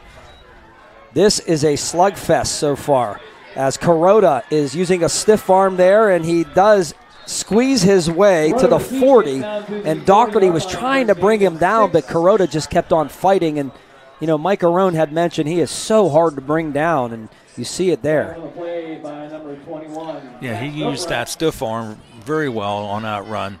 Not one, but twice. And he was able to pick up around 6 yards on the play.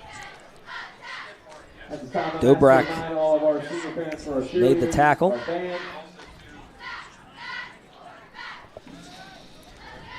Second down, we'll call it 6 from the 40. And a fake to Sarver and a keep by Kuroda, and he has the first down, and he takes it to the Trojan 34-yard line. Donovan there for the Trojans, but another chain mover for Raiden Kuroda. I'll tell you what, that's just like old-fashioned football, John. Like, give me the ball, and here I come right up the gut. Stop me if you can, and so far the Trojans really have not been able to stop him. I have 10 carries for 79 yards. Like I said, he needed 128 coming into tonight to be a 1,000-yard rusher and passer, as he is back there with Mandich in a pistol look. And it is going to be Mandich, and he's tackled in the backfield. Brady Brown penetrating that time, the sophomore who came back into the lineup last week, the all-conference player that as a freshman had a tremendous season. He makes a big play there, second down and 14. And again, behind the chains, this is where the Trojans have to come up and make a big defensive play. Yeah, and they're going to put the ball in the air here, second and 14. 8-10 turning clock here in the second quarter. 42 points already scored in this game. Sarver in motion. Kuroda, quick pass, going to be incomplete that time. A little high. Weinhofer, the intended receiver. He had a little bit of room if he pulls that in, but first real mistake of the night by Kuroda, a little high. That's only the second incompletion. His first pass of the game was incomplete. But I got him, 4 of 6, 3 touchdowns. Or, I'm sorry, 3 of 6 and 3 touchdowns and 115 yards. So another third down and behind the chains. Can the Trojans come up with a defensive play here? They're going to probably throw it and maybe throw it deep. Mandich is in the backfield with Kuroda. He back and throws deep. As I mentioned, wide open, pass is caught. And that's going to be a first down. And again, the Trojan secondary with Yates pulling that one in. Inside the 20, inside the 15, actually. They're going to spot it all the way down to about the 13-yard line of the Trojans. Wow. Another huge play. That's a 25-yard pickup. And not a lot of pressure on Kuroda there. He was able to stand back there and let it rip. Who caught that, John? I missed that. Yates. Yep. Kyron Yates came into the night with 6 receptions for 86 yards. He already has a couple big ones here tonight.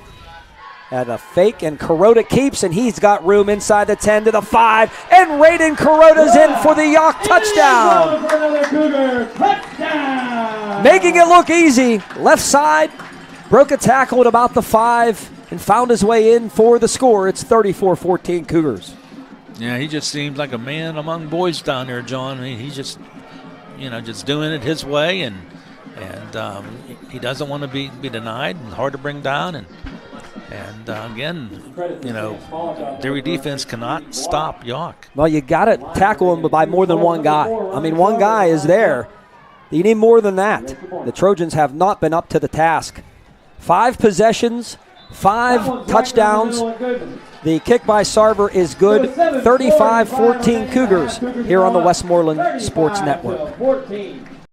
At M&M Trucking in Latrobe, your shipment is our top priority. M&M Trucking provides a fleet of trucks capable of moving one or many loads of freight, concentrating in steel, lumber, mulch, concrete, precast forms, and more. M&M Trucking hauls loads to both warehouse facilities and direct-to-construction job sites. Call 724-539-1044 or visit lmmtrucking.com. M&M Trucking, spanning 3 decades, keeping pace with today's transportation industry. Back and forth we go here in the first half. 7:45 left. Cougars lead it 35-14. You know, the Trojans got off to a 3-2 start this season. Arguably their best win came at home against Freeport in Game 2. I say that, Coach, because the Yellow Jackets are playoff bound. Yeah, they're 7-2, I believe. Yeah, and they're coming into tonight's game. Of course, they play state-ranked Amani Christian tonight. Yough's 2 wins came in their opening 2 games of the season. They beat Class 1A Brentwood and Class 2A Charleroi. But as I mentioned, they continued to improve throughout the season, and although they don't have a conference win, they've played some close games. And this time the kick is going to be fielded on a hop by Stow, and Stow does a spin move, tries another one. To no avail, but he does get the football to the 35-yard line. Man, back and forth. This Trojan defense right now. Yeah, it kind of surprises me, John. Yeah, I mean, I could see maybe like, going up a lot of points with EF and, maybe Southmoreland possibly, but, quite honestly, I did not expect this against Yough. I thought it'd be a close game, good defensive battle, but here we are, 35-14. We talked about the secondary was depleted. They have some non-healthy players in there, including Damari, who breaks this one, and Damari is free, and he's still running all the way out to about midfield. He just kind of slithered his way and bounced off about 3 Yough tacklers to get to the 49-yard line. And that's going to be a first down for the Trojans as Damari slowly heads to the sideline.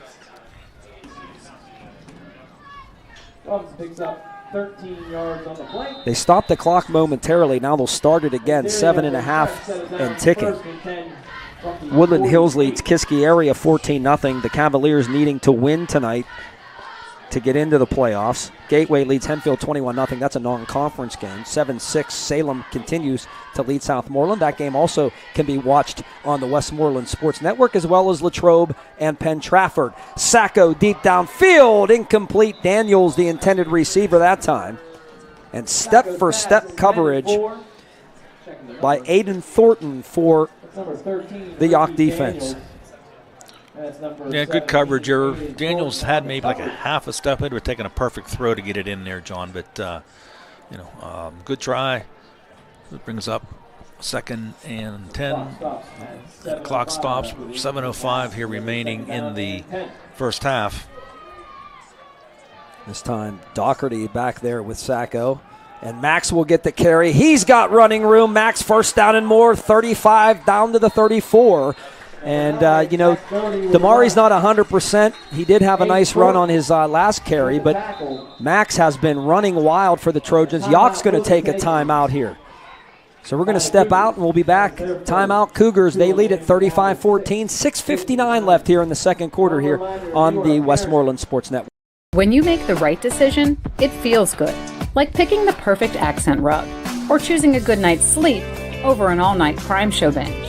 It feels really good to make the right insurance decision, too.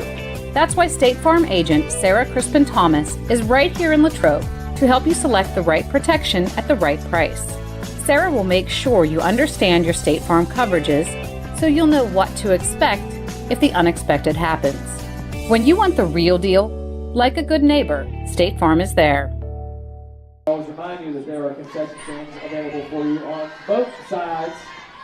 So the Cougars defensively burn a timeout as you see the Derry area Trojan cheerleaders here tonight. In this one, the final game of the season, and it's getting a little cooler now, Coach, but beautiful night for high school football. Yeah, I think it's supposed to end up in the 50s by the end of the game, but yeah, not bad at all.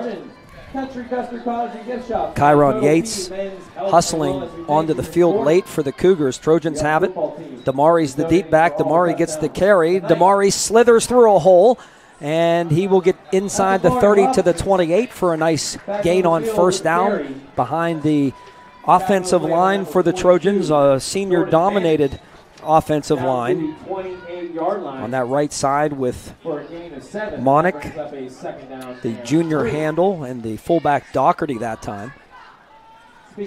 7 yards for Damari, second down, 3 yards to go.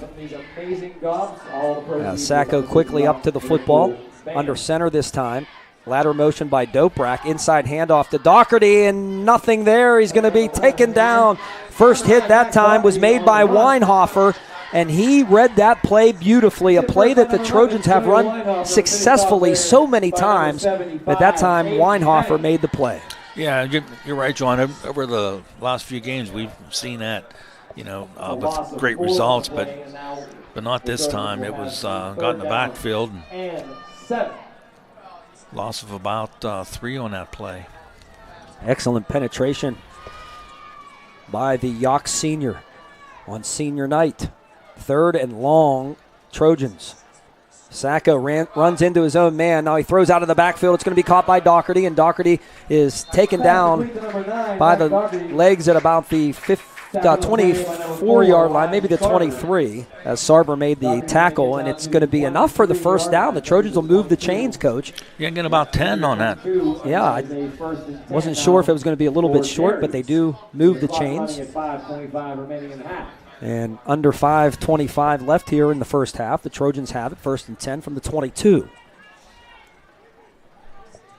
This time Damari is back in, and Doprak in motion.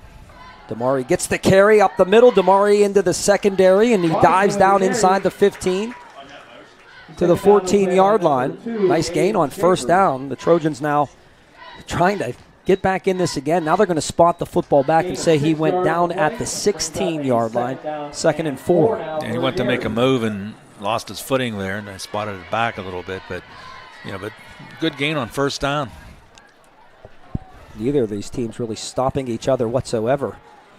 Damari again will slither for a yard. That's all, as Kuroda is right there that time. We're going to say no gain. Third down coming up. Obviously, four down territory for the Trojans.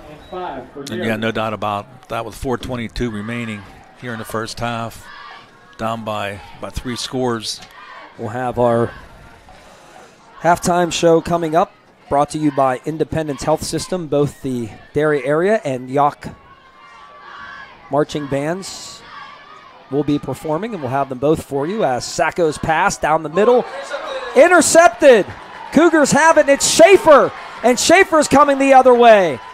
And Schaefer will be taken down across midfield. I don't understand what happened there, but Doprak, when that pass was thrown, he just put his hands on his helmet for some reason. I have no idea, and he kept running toward the end zone. I was watching him. Schaefer comes the other way, and the Cougars have the football back. Yeah, but it's thrown right into Schaefer's gut. He didn't even have to move for it. And he made a nice return on the interception, and Yough here sitting good again at the midfield mark with 3:51 remaining. I just saw the replay up here. Like, Max, you got to stop and you got to come back and try to make a play.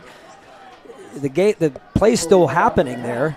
There was a misread of some sort there, and the Cougars have it. The Trojans haven't stopped them yet. They have it at midfield. That's second turnover tonight now for Derry. Yough does not have a turnover. And Kuroda, that was almost fumbled, but running with the football for good yardage into the Trojan secondary and inside the 30 was 24 that time, Sam Smolich, the senior at 5'7". He fumbled that initially on the handoff, and he still picks up yardage to the Trojan 29-yard line. My goodness. Yeah, picked up 21. 3.5 to go. Doprak, the tackle. Again, these chunk plays, it just seemed like, they are just running right through this defense, yeah.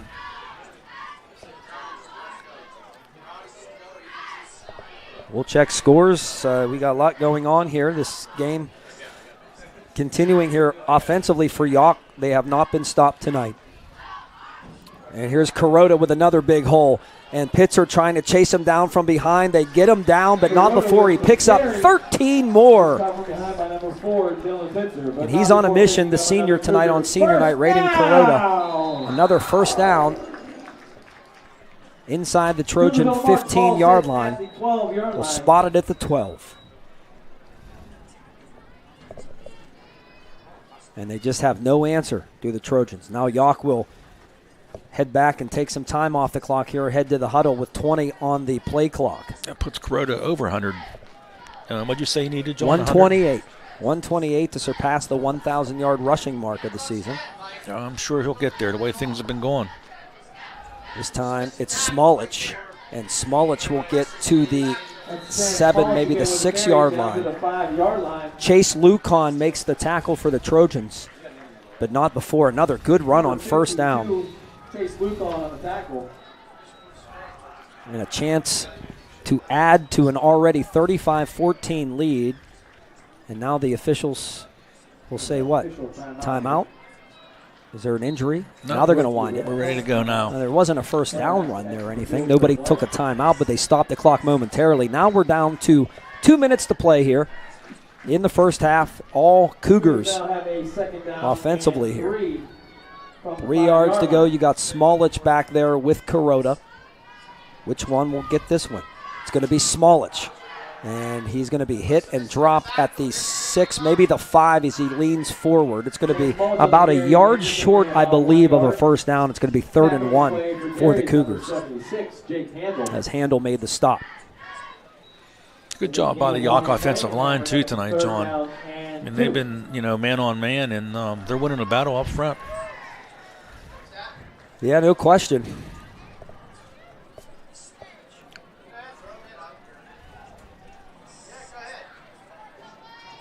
They're going to stay in the huddle, and the Trojans aren't going to try to stop it here. Got 12 on a play clock.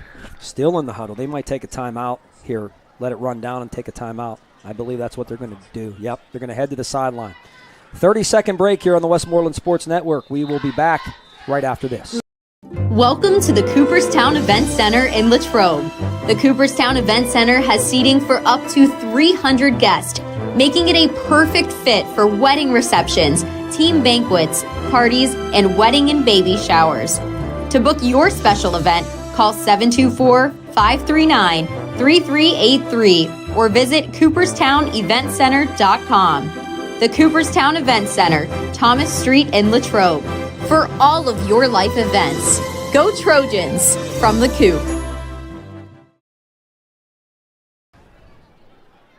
Want to tell you that our second quarter is presented by DBAT Pittsburgh East, opening this winter in export. DBAT features a 20,000 square foot state-of-the-art baseball and softball training facility with the best tech gear and instruction. You can visit dbattpiteast.com or you can visit their social media pages to see what everyone's talking about.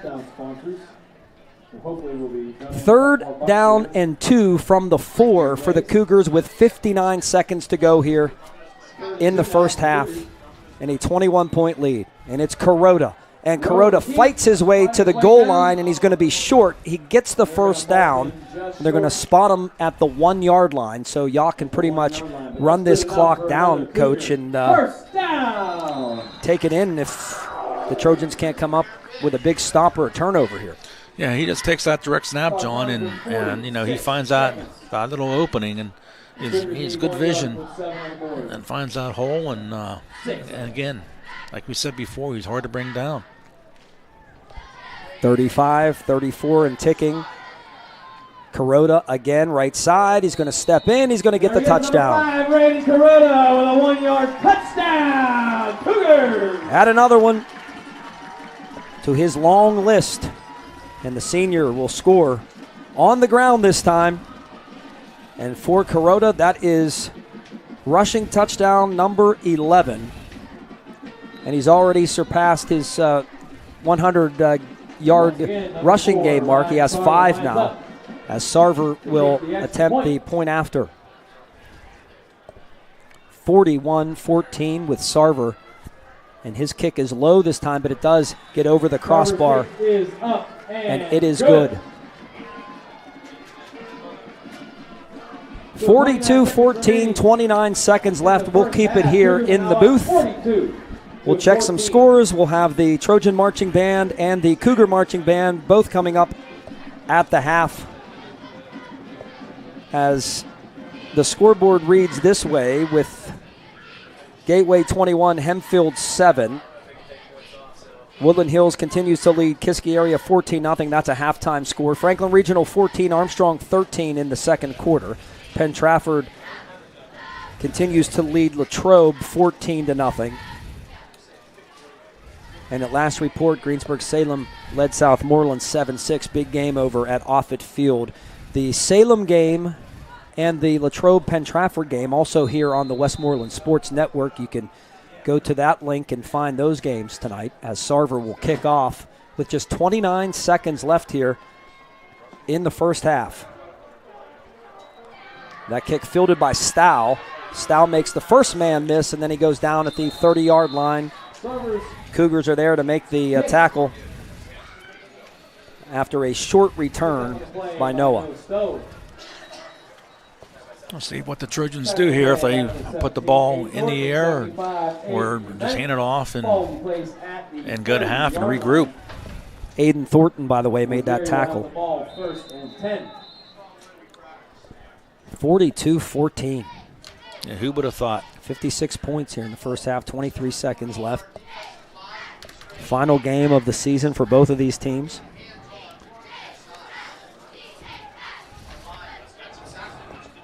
Trips left, Sacco from the gun.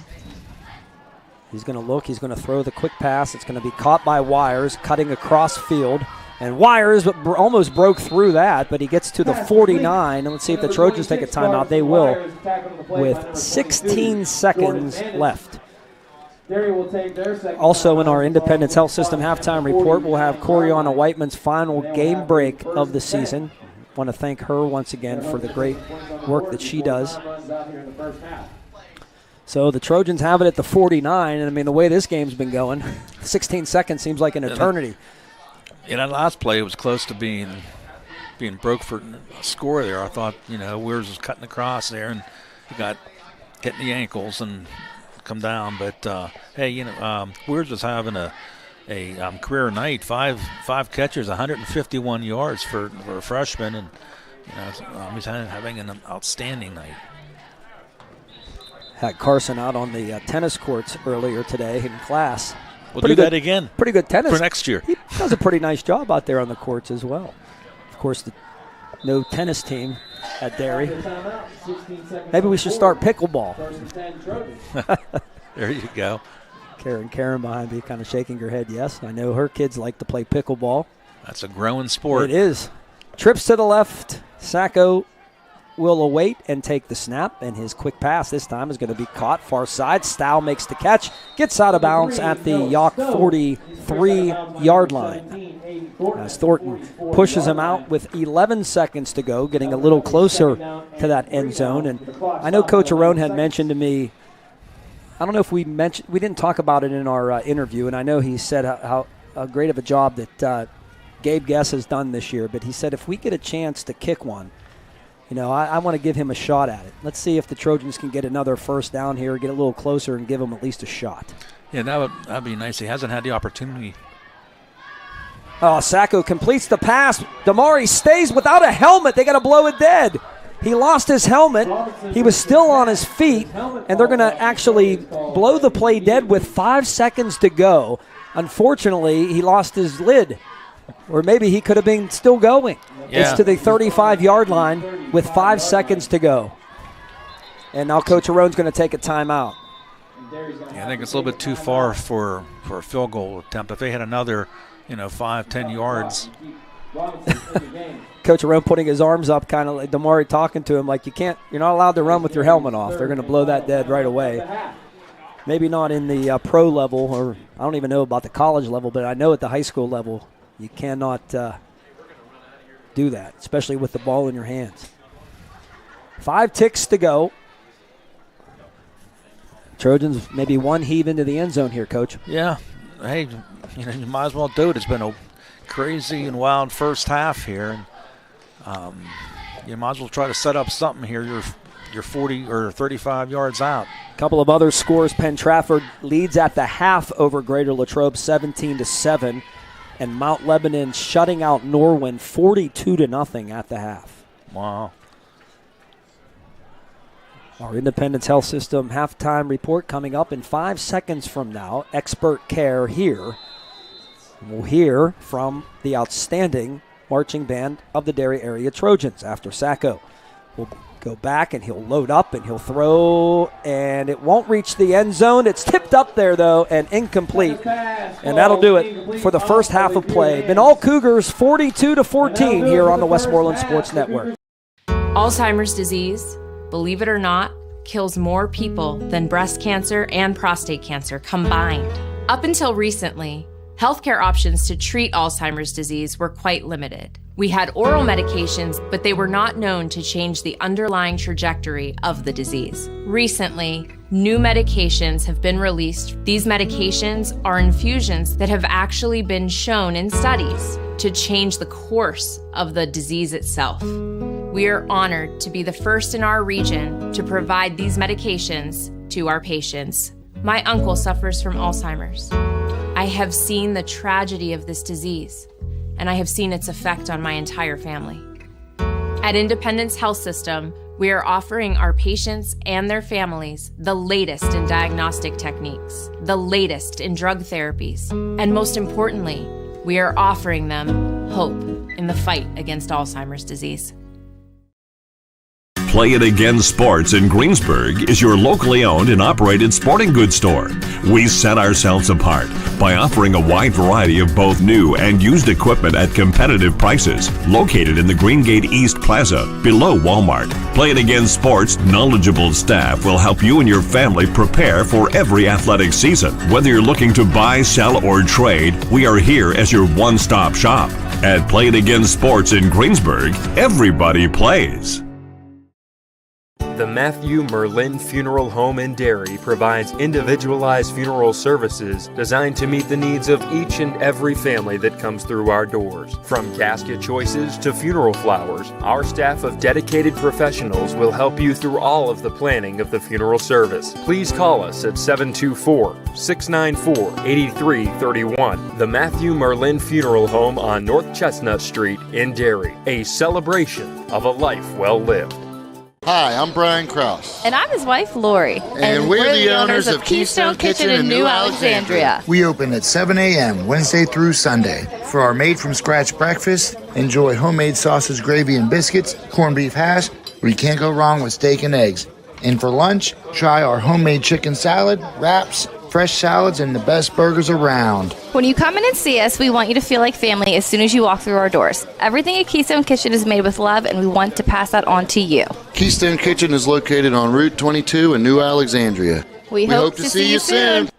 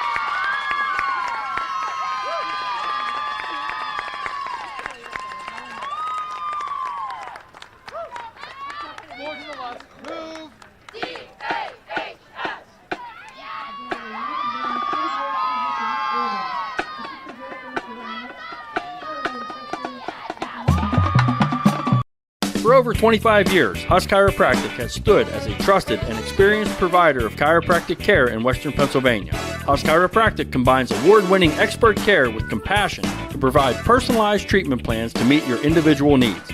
Don't be sidelined with pain. Allow Husk Chiropractic to help tackle your pain and get you back in the game. Contact us today by calling 724-879-4385. Trust the award-winning care at Husk Chiropractic. And remember, don't let pain adjust how you live. Live well adjusted. Barclays Dairy King has portions so big you may want to share them with a friend or share them with your brother. Hey, that's my strawberry milkshake. Maybe not. Barclays Dairy King has been serving up the tastiest ice cream to the dairy community for over 40 years. Stop in and try one of our delicious sundaes, our legendary banana split, or our soft serve ice cream in a cone littered with sprinkles. Okay, you can have some. Barclays Dairy King, West 4th Avenue in Derry.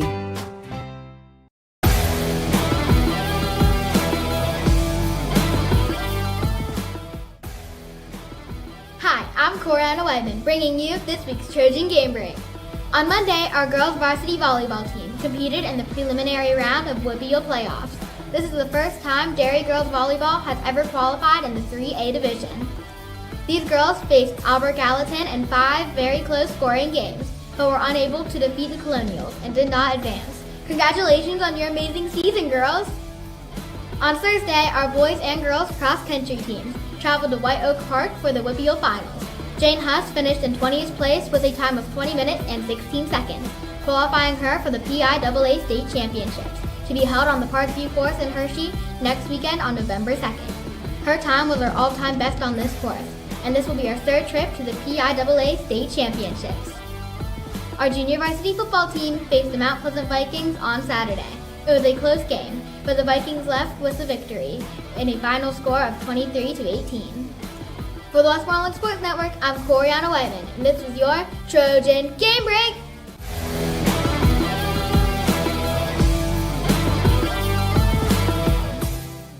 When you make the right decision, it feels good. Like picking the perfect accent rug, or choosing a good night's sleep over an all-night crime show binge. It feels really good to make the right insurance decision, too. That's why State Farm agent Sarah Crispin-Thomas is right here in Latrobe to help you select the right protection at the right price. Sarah will make sure you understand your State Farm coverages so you'll know what to expect if the unexpected happens. When you want the real deal, like a good neighbor, State Farm is there. At M&M Trucking in Latrobe, your shipment is our top priority. M&M Trucking provides a fleet of trucks capable of moving one or many loads of freight, concentrating in steel, lumber, mulch, concrete, precast forms, and more. M&M Trucking hauls loads to both warehouse facilities and direct-to-construction job sites. Call 724-539-1044 or visit lmmtrucking.com. M&M Trucking, spanning 3 decades, keeping pace with today's transportation industry. The dental office of Doctors Hansen and Torba is excited to offer our patients same-day crowns with CEREC by Sorona. With the integration of CEREC, ceramic crowns can now be accomplished in just one visit and without a temporary. Doctors Hansen and Torba is also proud to offer our Patient Appreciation Program for patients who don't have dental insurance. Just pay the annual enrollment cost and enjoy incredible discounts on everything from cleanings to root canals. Doctors Hansen and Torba, Route 217, Derry Township. Plans on attending a 4-year college but is undecided on a major at this time. Alongside Bob Lesinski, John Flickinger rejoining you from Cougar Mountain. We are at the half, and one thing that I didn't realize is we wanted to carry the Yough Cougar Marching Band, which, by the way, the Trojans, they stay undefeated tonight. I tell Matt Roble that all the time. They just do a tremendous job with their performance. But they're doing senior night activities here tonight here at Yough for the band and the cheerleaders. So since they're doing that, and thanks to Coriana again for an outstanding job all season long, she's going to help us out with basketball as well, Coach. Can you believe that? I said basketball, and Coach Esposito's ears just went whoop, way up in the air. Yeah. I'll bet. I mean, he's ready to rock and roll. He can hear me. He can hear me right out the window. Basketball season, yes, and wrestling season coming up right around the corner. The round ball will be flying at Derry and beyond. We've dunking a few. What did he say? I heard him say something back there. I'm not sure what it was, but Coach, we were saying off air, and you had mentioned to me, you said, I kind of expected a lot of points tonight, but I didn't expect quite this. It's 42-14 at the half. Yeah, no, I really didn't. I mean, if you would have told me the score had been 42-14 at the half, I'd have been asking what have you been drinking? You would have walked home. Yeah, but that's the way it is, and it's just one of those nights. And so is it time to recap this? Yeah, plenty of time. Go ahead. Yeah, it might take a while too here, John. That's all right. Just speed it up. No, go ahead. Anyways, our next senior is Isabel Kazera. The Yough Cougars got on the board first at the 8:56 mark of the first quarter. It was a 41-yard drive, 1 minute and 52 seconds, capped by a 30-yard pass from Raiden Kuroda to Aiden Schaefer. Sarver added the extra point, and it was 7-0. The Trojans answered right after that on a 65-yard drive. They scored on an Anthony Sacco 5-yard run at the 5:32 mark of the first quarter, and Guess added the extra point, and we were all tied at 7-7. Yough went in front 14-7 at the 4:46 mark of the first quarter. It was a 67-yard drive. It only took 39 seconds, and it was a 35-yard touchdown pass from Ryan Kuroda to Ryan Sarver, and the extra point was good. Yough led 14-7. Then the Trojans fumbled the next kickoff, recovered by Yough at the Trojan 15-yard line, and 8 seconds later, Raiden Kuroda took it in from 1 yard out. The extra point kick was no good. And at the 3:36 mark of the first quarter, Yough led 22-7. And following a Trojan punt, Yough took over at their own 45-yard line and marched it 55 yards in 2 minutes and 36 seconds. It was a 50-yard touchdown pass from Raiden Kuroda to Bo Yates. The extra point, they went for 2 actually at that point, and it was a pass from Kuroda to Sarver, and made the score at that point 28-7 in favor of Yough. The Trojans answered on the next drive. They marched at 65 yards, and it was a Anthony Sacco 65-yard pass to freshman Carson Weirs, and at the 10:16 mark of the second quarter, the Trojans trailed 28-14. However, Yough came right back again and took it in at the 7:45 mark of the second quarter. It was a 46-yard drive capped by a Raiden Kuroda 13-yard run. Sarver added the extra point, and the Trojans trailed 35-14. Then the final score of the half, following a Trojan interception, Yough took over at the 50-yard line, and it took 3 minutes and 22 seconds, and Raiden Kuroda again took it in from 1 yard out. The extra point was good, and that made the halftime score. Yough 42, Derry 14. When I look at some stats, for rushing for the Trojans, 13 attempts for 54 yards. Passing, Sacco was 8 of 13, 172 yards, 1 TD, 1 interception. For Yough, rushing 21 carries, 134 yards. Through the air, Kuroda was 4 of 7, 140 yards, 3 touchdowns. He also added 3 rushing scores. Total yardage, Yough 274, Derry 226. Yough again scored on every possession that they had that first half. Trojans had 2 turnovers, and it all adds up to a 42-14 halftime lead for the Yough Cougars. Oh, my coach, thank you so much for that. You see, the Trojans never went to the locker room. It's a long walk here to get to the locker room, and they stayed on the far side. There's nothing over there except fog and trees.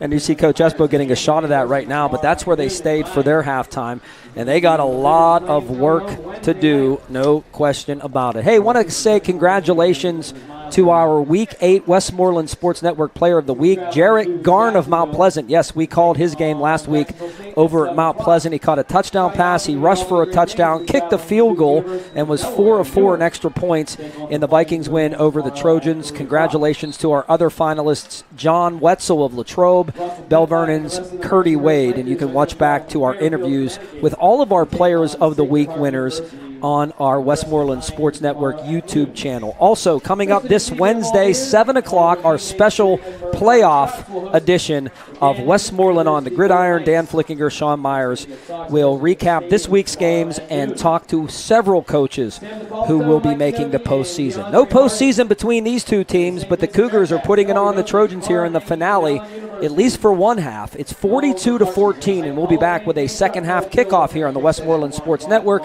after these messages. The McCabe Funeral Home has been thoughtfully assisting the Derry community in their time of need for over 45 years. The McCabe Funeral Home offers various funeral services, including traditional and non-traditional arrangements and pre-arrangements. They also offer a military funeral honors ceremony, which consists of the folding and presentation of the United States flag to the veteran's family and the playing of taps. Please visit McCabeFuneralHomes.com. The McCabe Funeral Home, West 3rd Avenue in Derry. At M&M Trucking in Latrobe, your shipment is our top priority. M&M Trucking provides a fleet of trucks capable of moving one or many loads of freight, concentrating in steel, lumber, mulch, concrete, precast forms, and more. M&M Trucking hauls loads to both warehouse facilities and direct-to-construction job sites. Call 724-539-1044 or visit lmmtrucking.com. M&M Trucking, spanning 3 decades, keeping pace with today's transportation industry. Mount Lebanon is moving up Norway right now. And our Independence Health System halftime report concludes as we get set for third quarter action. Let's check the scoreboard briefly here before we have our kickoff here in the second half. And we'll tell you that Penn Trafford, as they get set to start the third quarter at Memorial Stadium in Latrobe, they lead the Wildcats 17-7 in a game that, well, for Penn Trafford, it will bolster their playoff spot. Certainly, they cannot win the conference. Woodland Hills looks like they're going to win that conference. They are leading Kiski area right now. But for the Wildcats, a win would pretty much guarantee them in the playoffs. A loss, and they're going to need some help trying to get a wild card spot to get in after their big win last week against Gateway. Greensburg-Salem trails at the half 7-6. How about Mount Pleasant and EF, Coach? That it was a second quarter score the last time I saw it, but 21-19. Mount Pleasant just trailing by 2 points in that game. That game being played at Viking Stadium. So, wow. Yeah. The thing with Southwest, Southmoreland, they can put points on a board quick, and so right now it's a close game, but. We'll see what happens, but, Southmoreland can put 2 or 3 scores on in a matter of a couple minutes. Yeah, and Salem has been playing extremely well. They're playing for a lot of different reasons, including a playoff spot, but for their, coach Rich Bowen, who passed away not too long ago, and they're playing for a lot of different reasons. But you're right about Southmoreland, Coach, because when they played the Yough Cougars, it was a back-and-forth game in that one. It ended up 53-34 Southmoreland, but it was a lot closer heading into the fourth quarter of that game. Yeah, I think there was still, like 7 minutes or a little over 7 minutes to go, and it was tied. And then all of a sudden, boom, there was a couple turnovers, and they took advantage of it. And before you know it, you're down by 2 or 3 scores, but they got that high-powered on offense, like I said, that can score from anywhere on a field basically. But we'll see what happens. There's one more half to play in that game. Well, Yough has not been stopped tonight on offense. 6 possessions, 6 touchdowns, and they get the ball first here in the second half. And if they score, you got the 35-point differential if they make the extra point, and then we have a running clock the rest of the half. That's a great point. Kuroda and Dixon Bretzel. The Trojans tried the onside kick, and it's not going to go far enough. You saw that work against EF to start the second half. This time, Guest could not get the kick to go far enough, so it's going to be tremendous field position again for Yough. You saw the Trojans try it last week as well, and looked like it might have been there if he would have kicked it far enough. I mean, the front line, front line was certainly moving back to set their blocks up. So now give Yough a short field here. Yeah, they have great field position, and as I mentioned, if they put a score on the board now and make that extra point, you got that 35-point differential, and see what happens. Another interesting score as I'm looking at it here. Bell Vernon and Trinity are tied at 14. Bell Vernon, really, if they don't win that game against Trinity, they might be out of the playoffs. You're right. You're right. After a awesome season a year ago, state championship season. Here's Kuroda on first down. He breaks the initial tackle, and he's tripped up by Barkley. Barkley may have saved an extra at least 10 or 15 yards. Papuga might have been there at the end, but Barkley was there to trip him up. Thank goodness for the Trojans, because he might still be running. Yeah, I have Kuroda now 119. He's getting closer to the, what would you say, John, 128? Yep. And, of course, my stats are not they're official. Come on, Coach. As I say every week. I want to thank you for that. That helps a lot in preparing for these games. 2nd and 3 from the 41. Just underway here in the second half, and the Cougars up 28. And it's going to be Smolich this time, and he's hit and dropped in the backfield. And that was Pitzer, our player of the game from a week ago, caught a touchdown pass. Haven't seen him in the mix tonight offensively. He's wearing 44, so he can if they deem necessary or want to. 3rd and 4. They'll lose a little bit on that play. So the 3rd and 4 for Yough tonight has been like taking candy from a baby. And they have the football at the Trojan 42. Getting cooler here, feeling like more of an October night. Quick pass caught by Sarver, and Sarver's going to be taken down by Wires, but a first down for the Cougars at the Trojan 31-yard line, and they'll just continue to move the chains. We'll spot it at the 32. Yeah, Kuroda got rid of that ball pretty quick. Good for $335. Hempfield has come back, I should say, against Gateway. It's 21-14 now, Gators. We thank you for supporting our Cougars trying to score on their 7th straight possession of the football game. 2 receivers to the right. Kuroda on the carry, and Kuroda moves the pile forward to the Trojan 30, maybe the 28-yard line. And he just does not go backward, Coach. And I know you and I have both coached football for several years, and we always talk about that running back that falls forward to get that extra yard or two, right? Right. And that's what he does. He's a tough cookie to bring down. Trojans just hanging on, trying to gang tackle, saying that the ball came out there, but it did not. So he only got about 3 on that carry, but he was hit immediately. From the 29, 2nd down and 7. Yeah, Kuroda has 16 carries on the night, but not one for a negative. Quick pass to Sarver again. He's got some room out there. He makes the first man miss, and there goes Sarver, and he's tackled as Wires missed the tackle out there.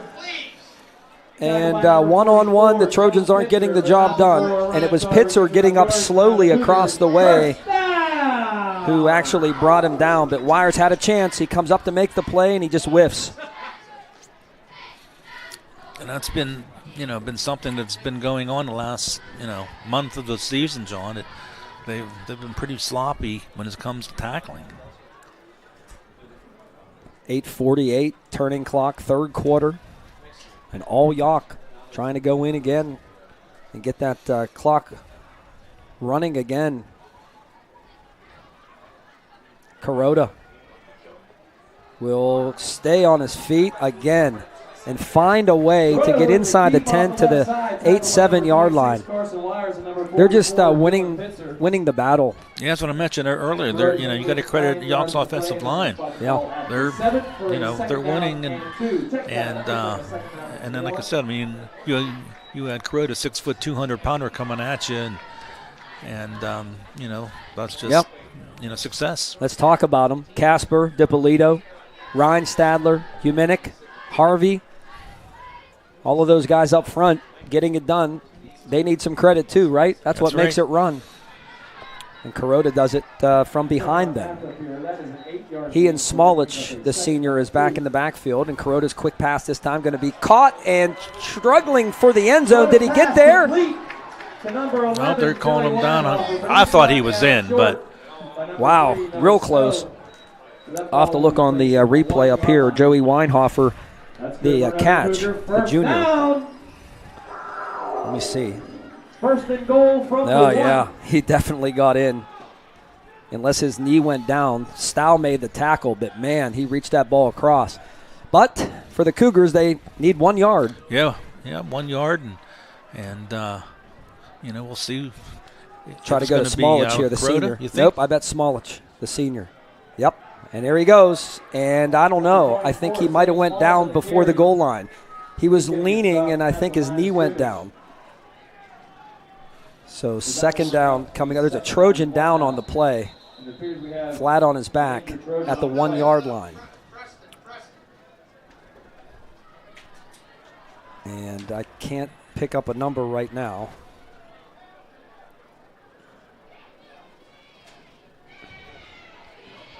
But there is an injury on the field. Let's see if I can pull this up here. We'll step out and we'll be back on WSN after these messages. Building Bodies Fitness Center is open 24 hours a day, 7 days a week, helping the community achieve their fitness goals. Building Bodies features the trademark Top Gun fitness program coached by Derry alum Sean Horwell. It incorporates group personal training, youth fitness, and sports-specific training. Or try our renowned group fitness like Zumba, spinning, step, yoga, and more. Building Bodies is also home to Rough House Wrestling, a K-6 wrestling club led by former Trojan State champ Travis Schaefer. Go Derry Trojans from Building Bodies Fitness Center. Good luck, Trojans, from the Fraternal Order of Eagles, area number 1612 in Derry. The Fraternal Order of Eagles is an international non-profit organization uniting fraternally in the spirit of liberty, truth, justice, and equality. FOE has carried the motto of people helping people for over 110 years in Derry. New members are welcome. Call 724-694-2344. The Fraternal Order of Eagles on East 1st Avenue in Derry. People helping people. Here you see the injured Trojan, Aiden Piper, making his way across the field with trainer Tyler Bradley and company there. Good to see Aiden heading off the field, a big part of the Trojan program and just a sophomore. As the Cougars will have it from the 1 yard line, 7:04 left, third quarter, leading 42-14. And under center this time, looks like they're going to push him in. I think they're going to try. No, Kuroda's going to hand the football off, and it's Sarver, I think. He doesn't get it. He's going to be stopped short. That was an interesting play. Sarver was kind of lined up to the right of Kuroda, and they tried the quick handoff to him. I thought maybe they were going to go straight with the sneak. It's 2 plays in a row now. The Trojan defense has come up tough. So now it's 3rd and goal. I don't know if the ball can get much closer to the end zone without going over. Yeah, it's about a half of a football away. 1 yard to go. The bad news here is the time keeps on ticking away, and it will tick even more if the Cougars score because the running clock will come into effect, the mercy rule. This time from the gun with Smolich to his left. And Smolich gets the carry, and the senior Smolich is into the end zone for a Viking touchdown. And 6 more points for a Cougar touchdown. So Smolich gets into the act on senior night, and he scores for the Cougars. A touchdown he won't forget in his lifetime. And for Smolich, that is his, what I have here, his first touchdown. of the season. Well, very important extra point. Yep, and Sarver's kick is good. Sarver's kick is up and good. So 6:07 remaining in the third quarter. The Cougars are up 49-14 over the Derry area Trojans. So now you have that 35-point differential. Yep. And we'll step out. Once again, we like to thank our once I get something up here, we'll get 30 seconds here and get our sponsors, our great sponsors all year long with us in here. We'll be back with a kickoff after these messages. When you make the right decision, it feels good.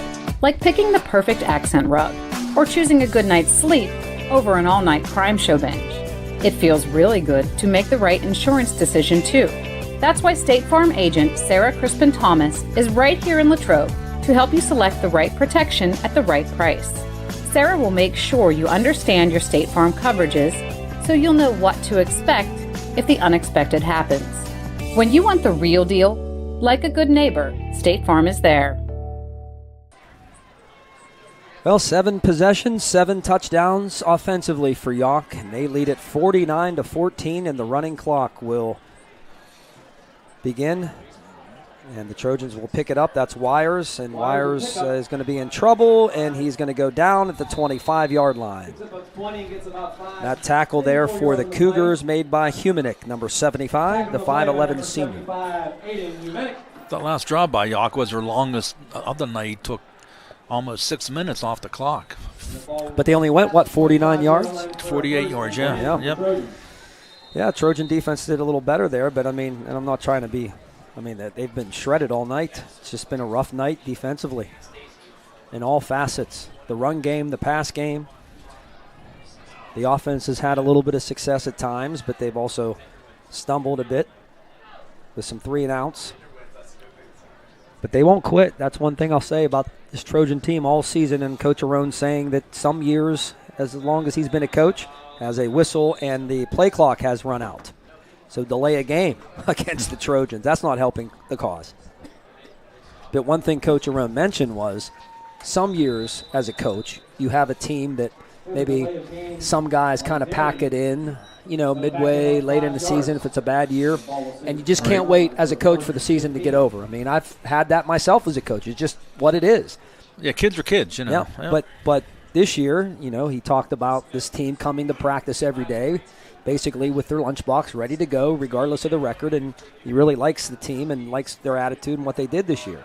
So he's kind of sad to see this season come to an end. That pass is up for grabs, and Schaefer with his second interception of the night, and he's going to take it down the sideline. Cut back inside at the 10, and he goes out of bounds by Barkley at the 8-yard line.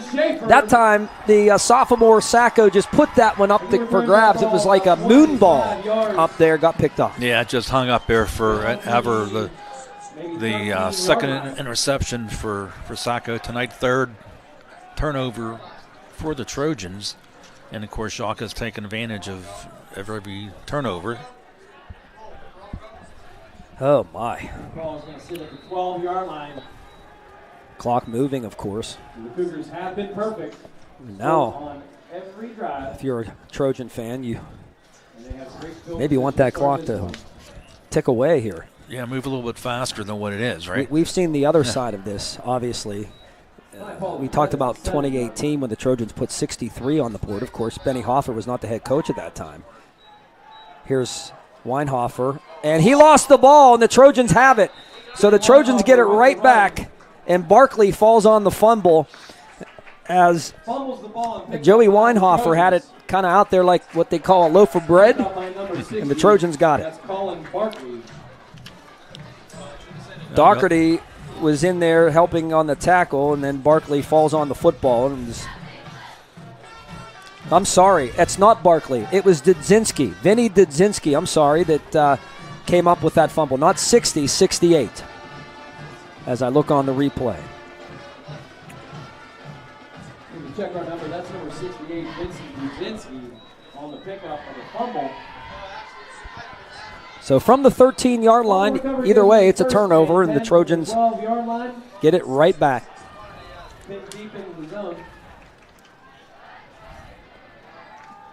And Damari will get it on first down, nothing there.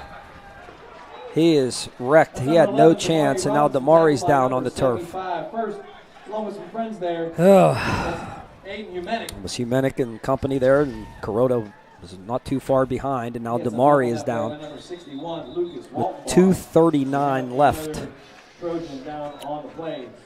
And, of course, Damari coming back, missing a few weeks and playing a half against Greensburg-Salem coach, and then going out, not playing last week against Mount Pleasant. Coach Arone saying that he had probably his best week of practice, but he's certainly not 100%, but just trying to come back for his last game, and he'll... It's a shame. I mean, I'd be surprised if he comes back into this game. But, figure it's his last game. He's a senior. He wants to play. But give him credit for trying. He gingerly walks off the field. Sacco will await the snap again. This pass is going to be pulled in. And it's Daniels, and Daniels goes down immediately. Number 13, Ricky Daniels, good tackle by Weinhofer. Defensively, he's had a nice night defensively. He did cough that last football up, but all in all, he's played a nice game for the Cougars. He's a senior at 6'1". 3rd and 11 coming up. Under 2 to play. See if they put the ball in the air again, I would imagine.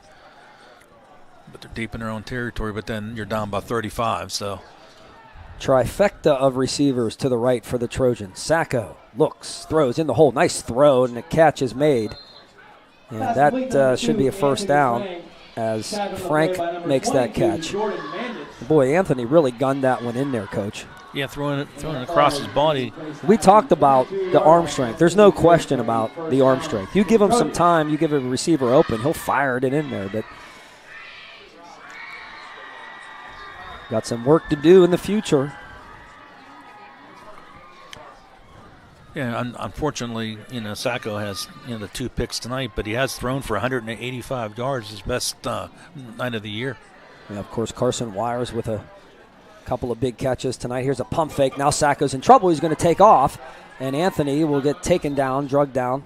Number 20 on the carry. From behind by Smolich. Brought down by number 24, Sam Smolich. That should, not quite do it for the third quarter. Probably get another play or so in here. 40 seconds and ticking. 2 yards on the play. That'll bring up a second down. It's been a tough year, certainly. Coach Arone mentioned that the record really didn't indicate what he kind of felt that this season was going to be. And, of course, anytime you have a losing record, most coaches don't. But it started out that big win against Freeport. Here's a pass that's almost picked off. Incomplete. Kuroda saw green ahead, and it's incomplete, and it's going to be a third down coming up. But, after that game against Ligonier that wasn't pretty, the Trojans followed that up, winning 3 of their next 4 contests. Right during the loss there was to Deer Lakes. And that's the end of the third quarter. Yep, it's going to run down. Fourth quarter coming up here on WSN. Hi, I'm Brian Krause. And I'm his wife, Lori. And we're the owners of Keystone Kitchen in New Alexandria. We open at 7 a.m. Wednesday through Sunday. For our made-from-scratch breakfast, enjoy homemade sausage, gravy, and biscuits, corned beef hash, where you can't go wrong with steak and eggs.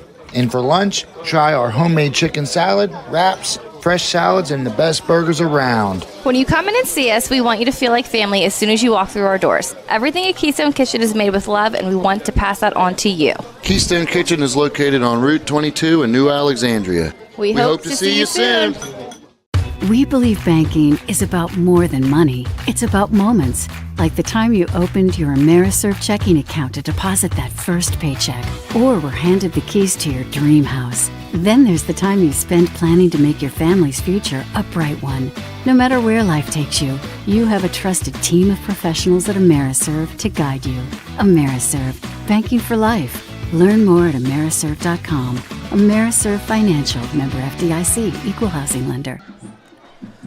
Our fourth quarter is brought to you by DBAT Pittsburgh East, a 20,000 square foot baseball and softball training facility, and it's coming to Westmoreland County as DBAT is now booking cage rentals for local teams, leagues, and individuals. You can visit dbattpiteast.com to learn more, and it's opening this winter in Export, Pennsylvania. There's a look from Coach Espo. You saw it, of the Trojan faithful here in attendance tonight. Not been a good night, Coach. No, it hasn't. Not when you're losing 49-14. Start of the fourth quarter, Sacco will give to Doherty, who's been quiet tonight. Not a lot of carries. Of course, they're trying to get the seniors involved. Now a little extracurricular there after the whistle as Max picks up 2 yards. But he's a guy who, only a sophomore, and again, you talk about these guys, what the future looks like, and certainly looks pretty bright for the Trojans with what they have coming back, but they're going to need some more guys in those hallways, Coach, I think. I was just going to say that. Yep. Yeah, I mean, they have a good group of players coming back, but I'm sure there are kids in those hallways that, there are. Could be out here helping his Trojan team. Don't get me on this soapbox again, but I can tell you that playing multiple sports in high school is not a bad thing. Trust me. You can still play a sport at the collegiate level if you don't focus on one in high school. I know that for a fact, so test me on it. Google it. Here's a pass. It's incomplete, overthrown, and intended for Frank. And I know some people might get upset that I say those things, but I really firmly believe that, and that's okay because that's my opinion. But, too many, and I'm not just talking about the boys. I'm talking about the girls, too. They want to focus on one sport and think it's going to take them to the promised land, but then you look back later in life and say, why didn't I? Exactly right. You can't. Yep. I was going to say, you can't change, what you did in high school. Can't go back. You were supposed to get me off my soapbox. But anyway, I mean, if you don't want to do it, that's one thing. But if you kind of want to do it, but you're being maybe pushed in one direction or the other, it should be your decision on what you want to do. And, it doesn't just go for football either. It goes for whatever. But not everybody's going to be a D1 athlete. Not everyone. Let's take a look at the scoreboard. I think, when you look at that, Coach, some people, and again, and parents sometimes need to be educated too because they don't realize what it's like to be a D3 athlete, let alone a D2 or a D1 athlete. Right. It's, and you've been through it too. You've been through it. Penn Trafford 17-14 now. The Wildcats coming back, and they need that one. So that's at the 4-minute mark of the third quarter, so Latrobe hanging in there. Here comes Kuroda this time, and he's being wrestled down by Barkley, and Barkley grabbing at that leg, and he let go at the last moment, thank goodness. You don't want to see any injuries here, but Colin Barkley, he's another Trojan player, coach, who really has had a good career here at Derry. Our former player of the game earlier this year, but Colin gives it his all. He's not real big, but he's tough, and I believe he'll be going to the military in the future. It doesn't surprise me. Number 60 there, you see him. 9:27, clock is ticking. Kuroda with the keep off the left side. And Kuroda takes it again. I'm kind of surprised that he's still in the ball game, but I mean, he is a senior. Barkley, number 1, Brady Brown.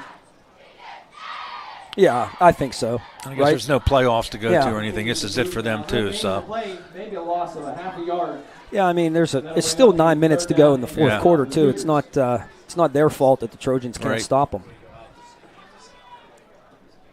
They are taking their time in the huddle, and again, Benny Hoffer is certainly a young, vibrant head coach, and he's had a tough year as well, but he'll hang in there and continue to help recruit the hallways himself.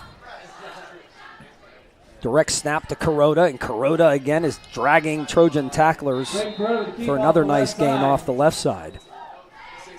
Picked up about 5. Wires made the stop. 5 or 6 yards in the play. We'll see where the ball spot. Unofficially, I have him with 137 yards. And Carson Wires. So he certainly will surpass that 1,000-yard rushing plateau to go with his 1,200 coming into tonight, throwing it. So 4th down and 5 to go. 8 minutes to play here in the fourth quarter. I know we don't have our clock here tonight, but I'm a single guy running the whole show. Not to make excuses. Kuroda will take the direct snap on 4th down, try to pick this one up, and there he goes. And he will slither his way, but he's going to be short. Trojans will make the save. The stop there. Brady Brown and Dylan Pitzer are on the bottom of that pile. And the Trojans will get it back with 7.5 minutes, and the clock will not stop. It keeps on churning. Again, we'd like to remind everybody that the Yough marching band will perform their halftime routine. And again, Coach, getting back to what I was talking about, there are several people at Derry that do play multiple sports, and I applaud them for it. I just think sometimes they get pulled in one other direction. I look at somebody like Sophia Mazzoni, who plays multiple sports, 3 sports at Derry, and she's a state track champion. So she accumulated that. She was able to pull that off. Here's a pass that's going to be caught, and it's going to be a gain there for Stow, and Noah picks up yardage to the 25. But she plays other sports, so you still have time to train for your other sport. And now she's going to Auburn University. Right. So right, D1. Yeah, but you asked the question, well, did she concentrate on one? No, but she used that one knowing that was going to get her there, but she used other ones to help her with it. She played volleyball. Exactly. That's just... sports complement each other. Yep.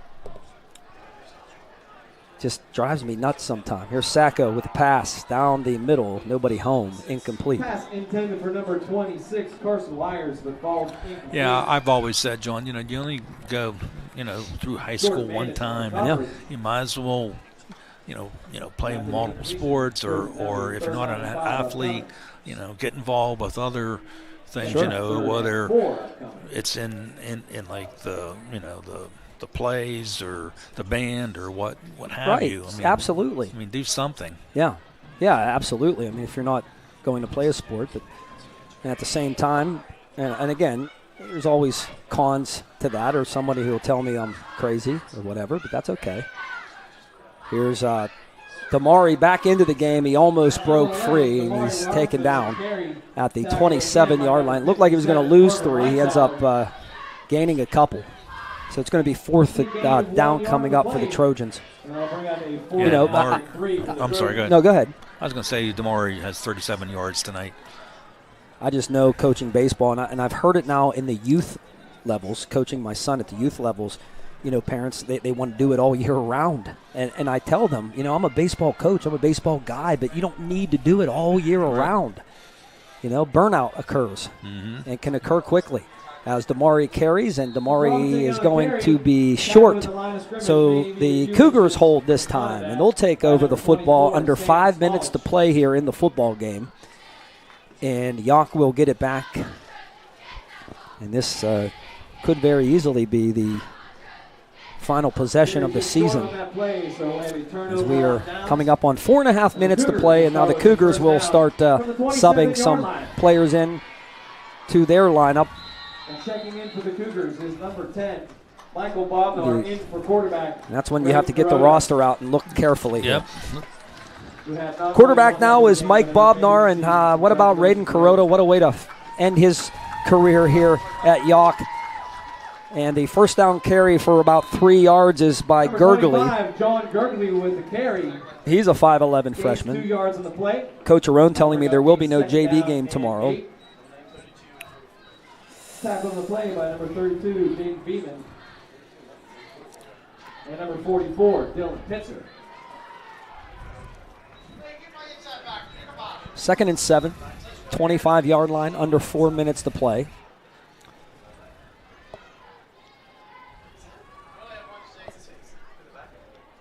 Bobnar waits to snap. He's going to toss it this time, and this is Stangroom. And Stangroom turns the corner, and that might be a horse collar, and there's the flag. So Stangroom getting into the mix. And Ruckel makes the tackle. He doesn't get much time. Give him credit for getting over there to make the tackle, but it was a horse collar. And that is the call, personal foul, horse collar. That'll be half the distance to the goal. And I mentioned I want to make sure, just to finish what I was saying before, not to beat a dead horse, but we talked about Sophia Mazzoni. Her other sport, by the way, was swimming. And I want to say hello to Jeff Kelly, who might still be watching in here tonight, the longtime swim coach of the Trojans. He did take this year off to take care of some health issues, and he is going to do that in November, and he'll be back as a timeout is called by the Cougars. But we wish Jeff all the best, of course, and he knows that he has plenty of support. Such a great guy and a great family, and started that swimming program, and the Derry area swimming program has been sensational, to say the least. Yeah, he's been a coach here a long time. Oh, right? yeah, forever. Yeah. He will tell you for an eternity. 3:11 to play in a 49-14 lead for the Cougars. The Trojans substituting now as well, and that's what the timeout was for there. So Stan Groom and Gurgley are back there with the new quarterback in there, the sophomore 6'1" Mike Bobnar. And Bobnar will take the carry, and Bobnar's into the end zone, untouched for the touchdown. He spikes it home. For another Cougar touchdown! So the 6'1" sophomore scores and adds 6 more points for the Cougars. It got to be exciting for him. Yep.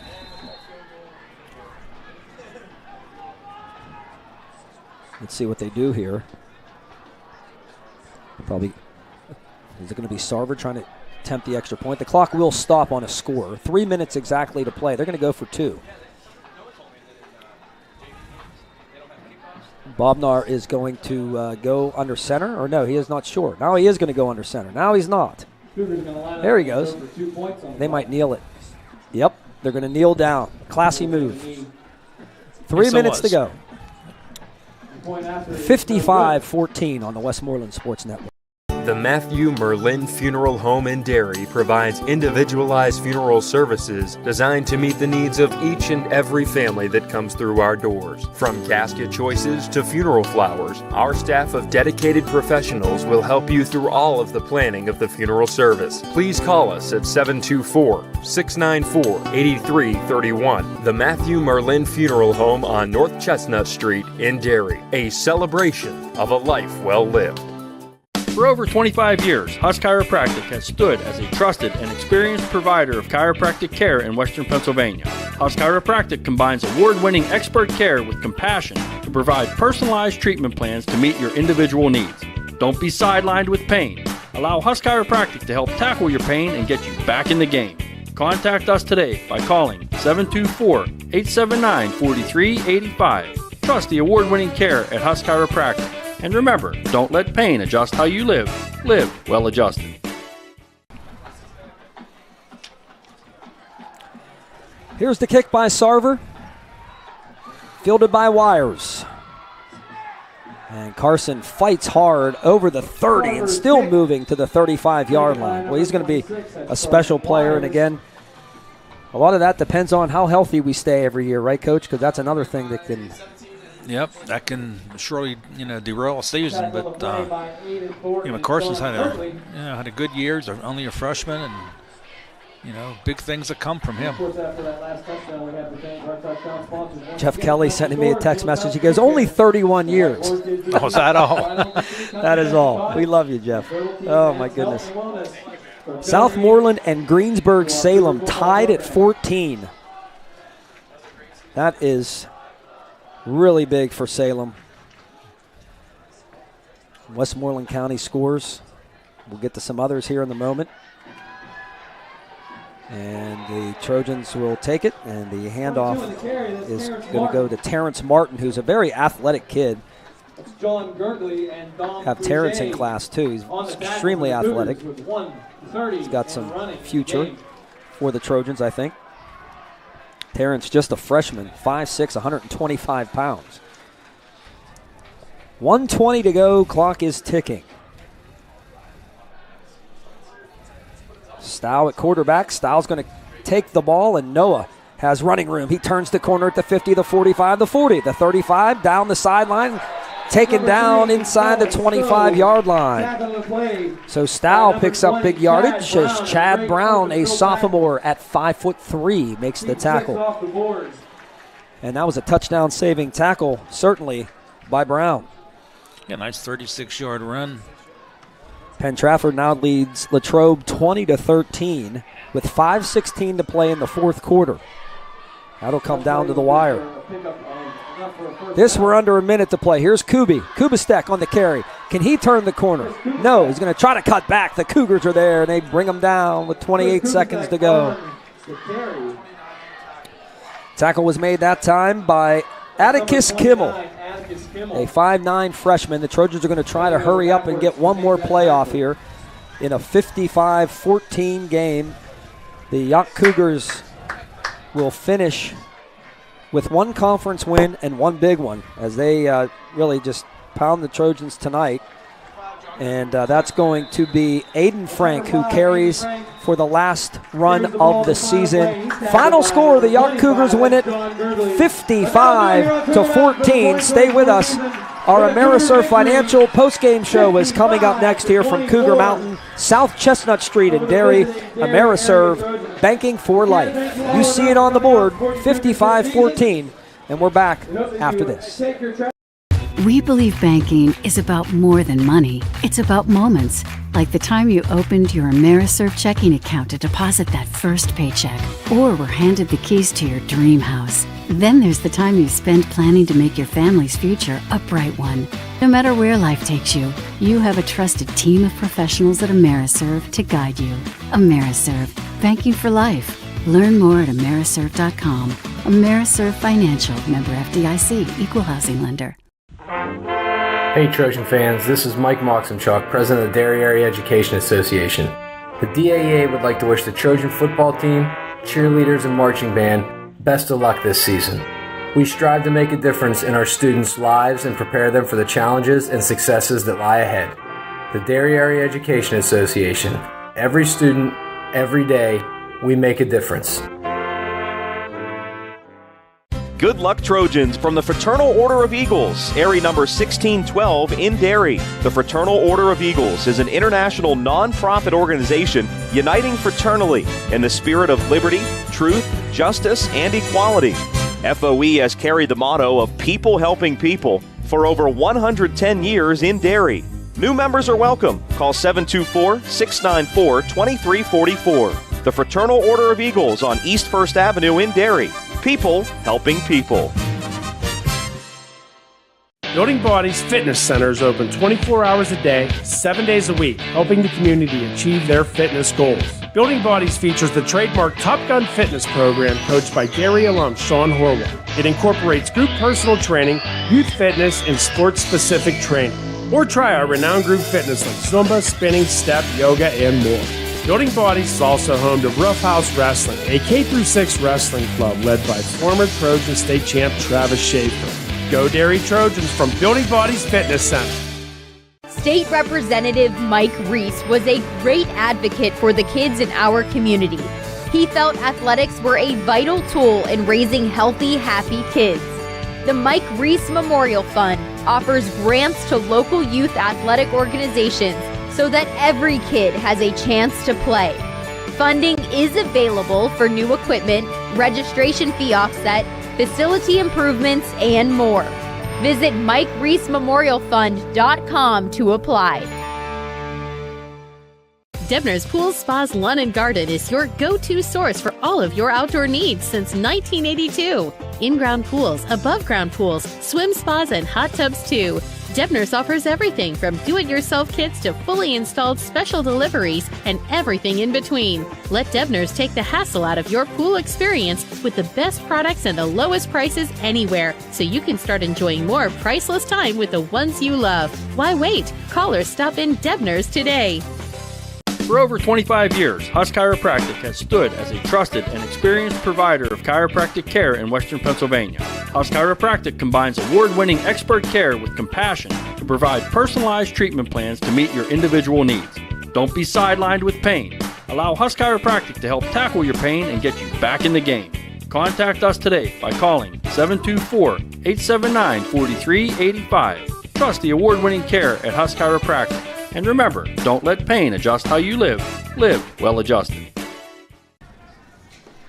There you see the Trojan head coach Mike Arone for the final time in 2024 calling the huddle up. They had a long conversation down there, all the coaches chiming in and talking, Coach, and not a good way to finish it off tonight for the Trojans. The season comes to an end with a 55-14 walloping at the hands of the Yough Cougars, and that's what you have to sit on for a full season before you start next year. Not that you think about that when it starts, but you have to think about the feeling, especially if you're some of these younger guys.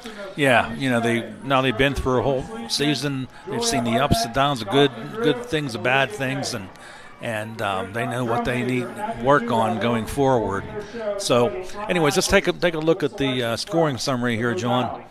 Of course, a lot of points tonight, but Yough scored first at the 8:56 mark of the first quarter. 30-yard pass from Raiden Kuroda to Aiden Schaefer. Extra point good, made it 7-0.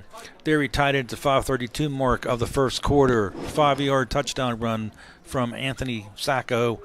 Extra point added by Guess. We're all tied at 7-7. Yough goes up 14-7 at the 4:46 mark of the first quarter. Ryan Sarver on a 35-yard touchdown pass from Raiden Kuroda, and it was 14-7. Yough goes up 20-7 at the 3:36 mark of the first quarter. It was a Kuroda 1-yard run. Yough goes up 28-7 at the 10:30 mark of the second quarter. It was a 50-yard pass from Raiden Kuroda to Bo Yates. Derry came back to make it 28-14 at the 10:16 mark of the second quarter. 65-yard touchdown pass from Anthony Sacco to Carson Wires, and extra point was added by Guess. Yough made it 35-14 at the 7:45 mark of the second quarter. This time it was Raiden Kuroda rushing one in from 13 yards out. And the final touchdown of the first half was at the 29-second mark. It was a Raiden Kuroda 1-yard run and made the halftime score 42-14. As we move to the second half, Yough scored on their first possession. It was a Sam Smolich 1-yard run, and the extra point was good, made it 49-14. The final score of the game came at the 3-minute mark of the fourth quarter. It was a 4-yard run by Mikey Bobnar, made the final score 55-14. Just a couple of stats real quick. Sure. For the Trojans, Sacco was 11 of 20, 191 yards, 1 touchdown, 2 interceptions. Carson Weirs had 5 receptions for 151 yards. Derry ran the ball 23 times for 104 yards. For Yough, Raiden Kuroda was 7 of 10, 170 yards, 3 touchdowns. They rushed the ball 36 times for 178 yards. That was led by Kuroda's 21 carries for 141 yards. And as far as receiving, Sarver had 3 catches for 60 yards. Coach, thanks so much, and thank you for doing this all season long. These stats are, they're tough to keep up with while you're trying to pull double duty over there, but that's what we do. And that's it for tonight. Want to name our Pit Stop Pizza and Sunoco Player of the Game. They will receive a free large 1-topping pizza and a car wash. I don't know if Carson Wires is driving yet. I don't think so, being a freshman, but someday he will, or he can give it to his dad or his mom. But the bottom line is Carson certainly did enough to get that honor tonight, but it wasn't enough for the Trojans as they finished the season with a final record of 3-7, and on a sour note as they lose tonight up here on Cougar Mountain to Yough 55-14. But as my son once said on the air back when he was helping us do a summer baseball game one time, Hayden said when a team lost in the state championship game, he said, it's like Frosty the Snowman. They will come back someday. Yep. And I still jag him about that when he said it on the air. But yes, the Trojans will be back next year, and we certainly enjoy doing this in another season of Trojan football. And I want to thank Mike Arone for all of our sit-downs everybody throughout the season, especially Coach Espo, he's done a little bit of everything. Yeah, he's done a fantastic job. Camera work, filling in for me a couple times. Yeah, I mean, sideline against Burrell, did it well on the sideline, but his season is coming up here soon, and I know he's certainly happy about that. We'll have Trojan basketball. We'll continue to follow the Trojan wrestling team and just Trojan sports. We're glad to have it with you. And all of our listeners, thank you so much for tuning in each and every week, sending your text messages and your love to us, so to speak. I don't want to get too cushy here, but thank you for that. We certainly appreciate it. And last but not least, our fine sponsors who every year, and I say this, and I'm not lying when I say this, we do a lot of teams in Westmoreland County as far as broadcasting. Nobody supports better than the Derry area community. So I want to thank them as well for that. And all the people that help make these broadcasts possible and that set us up in these press boxes each and every week, including our home press box with Nick Raymond and our administration and company as well.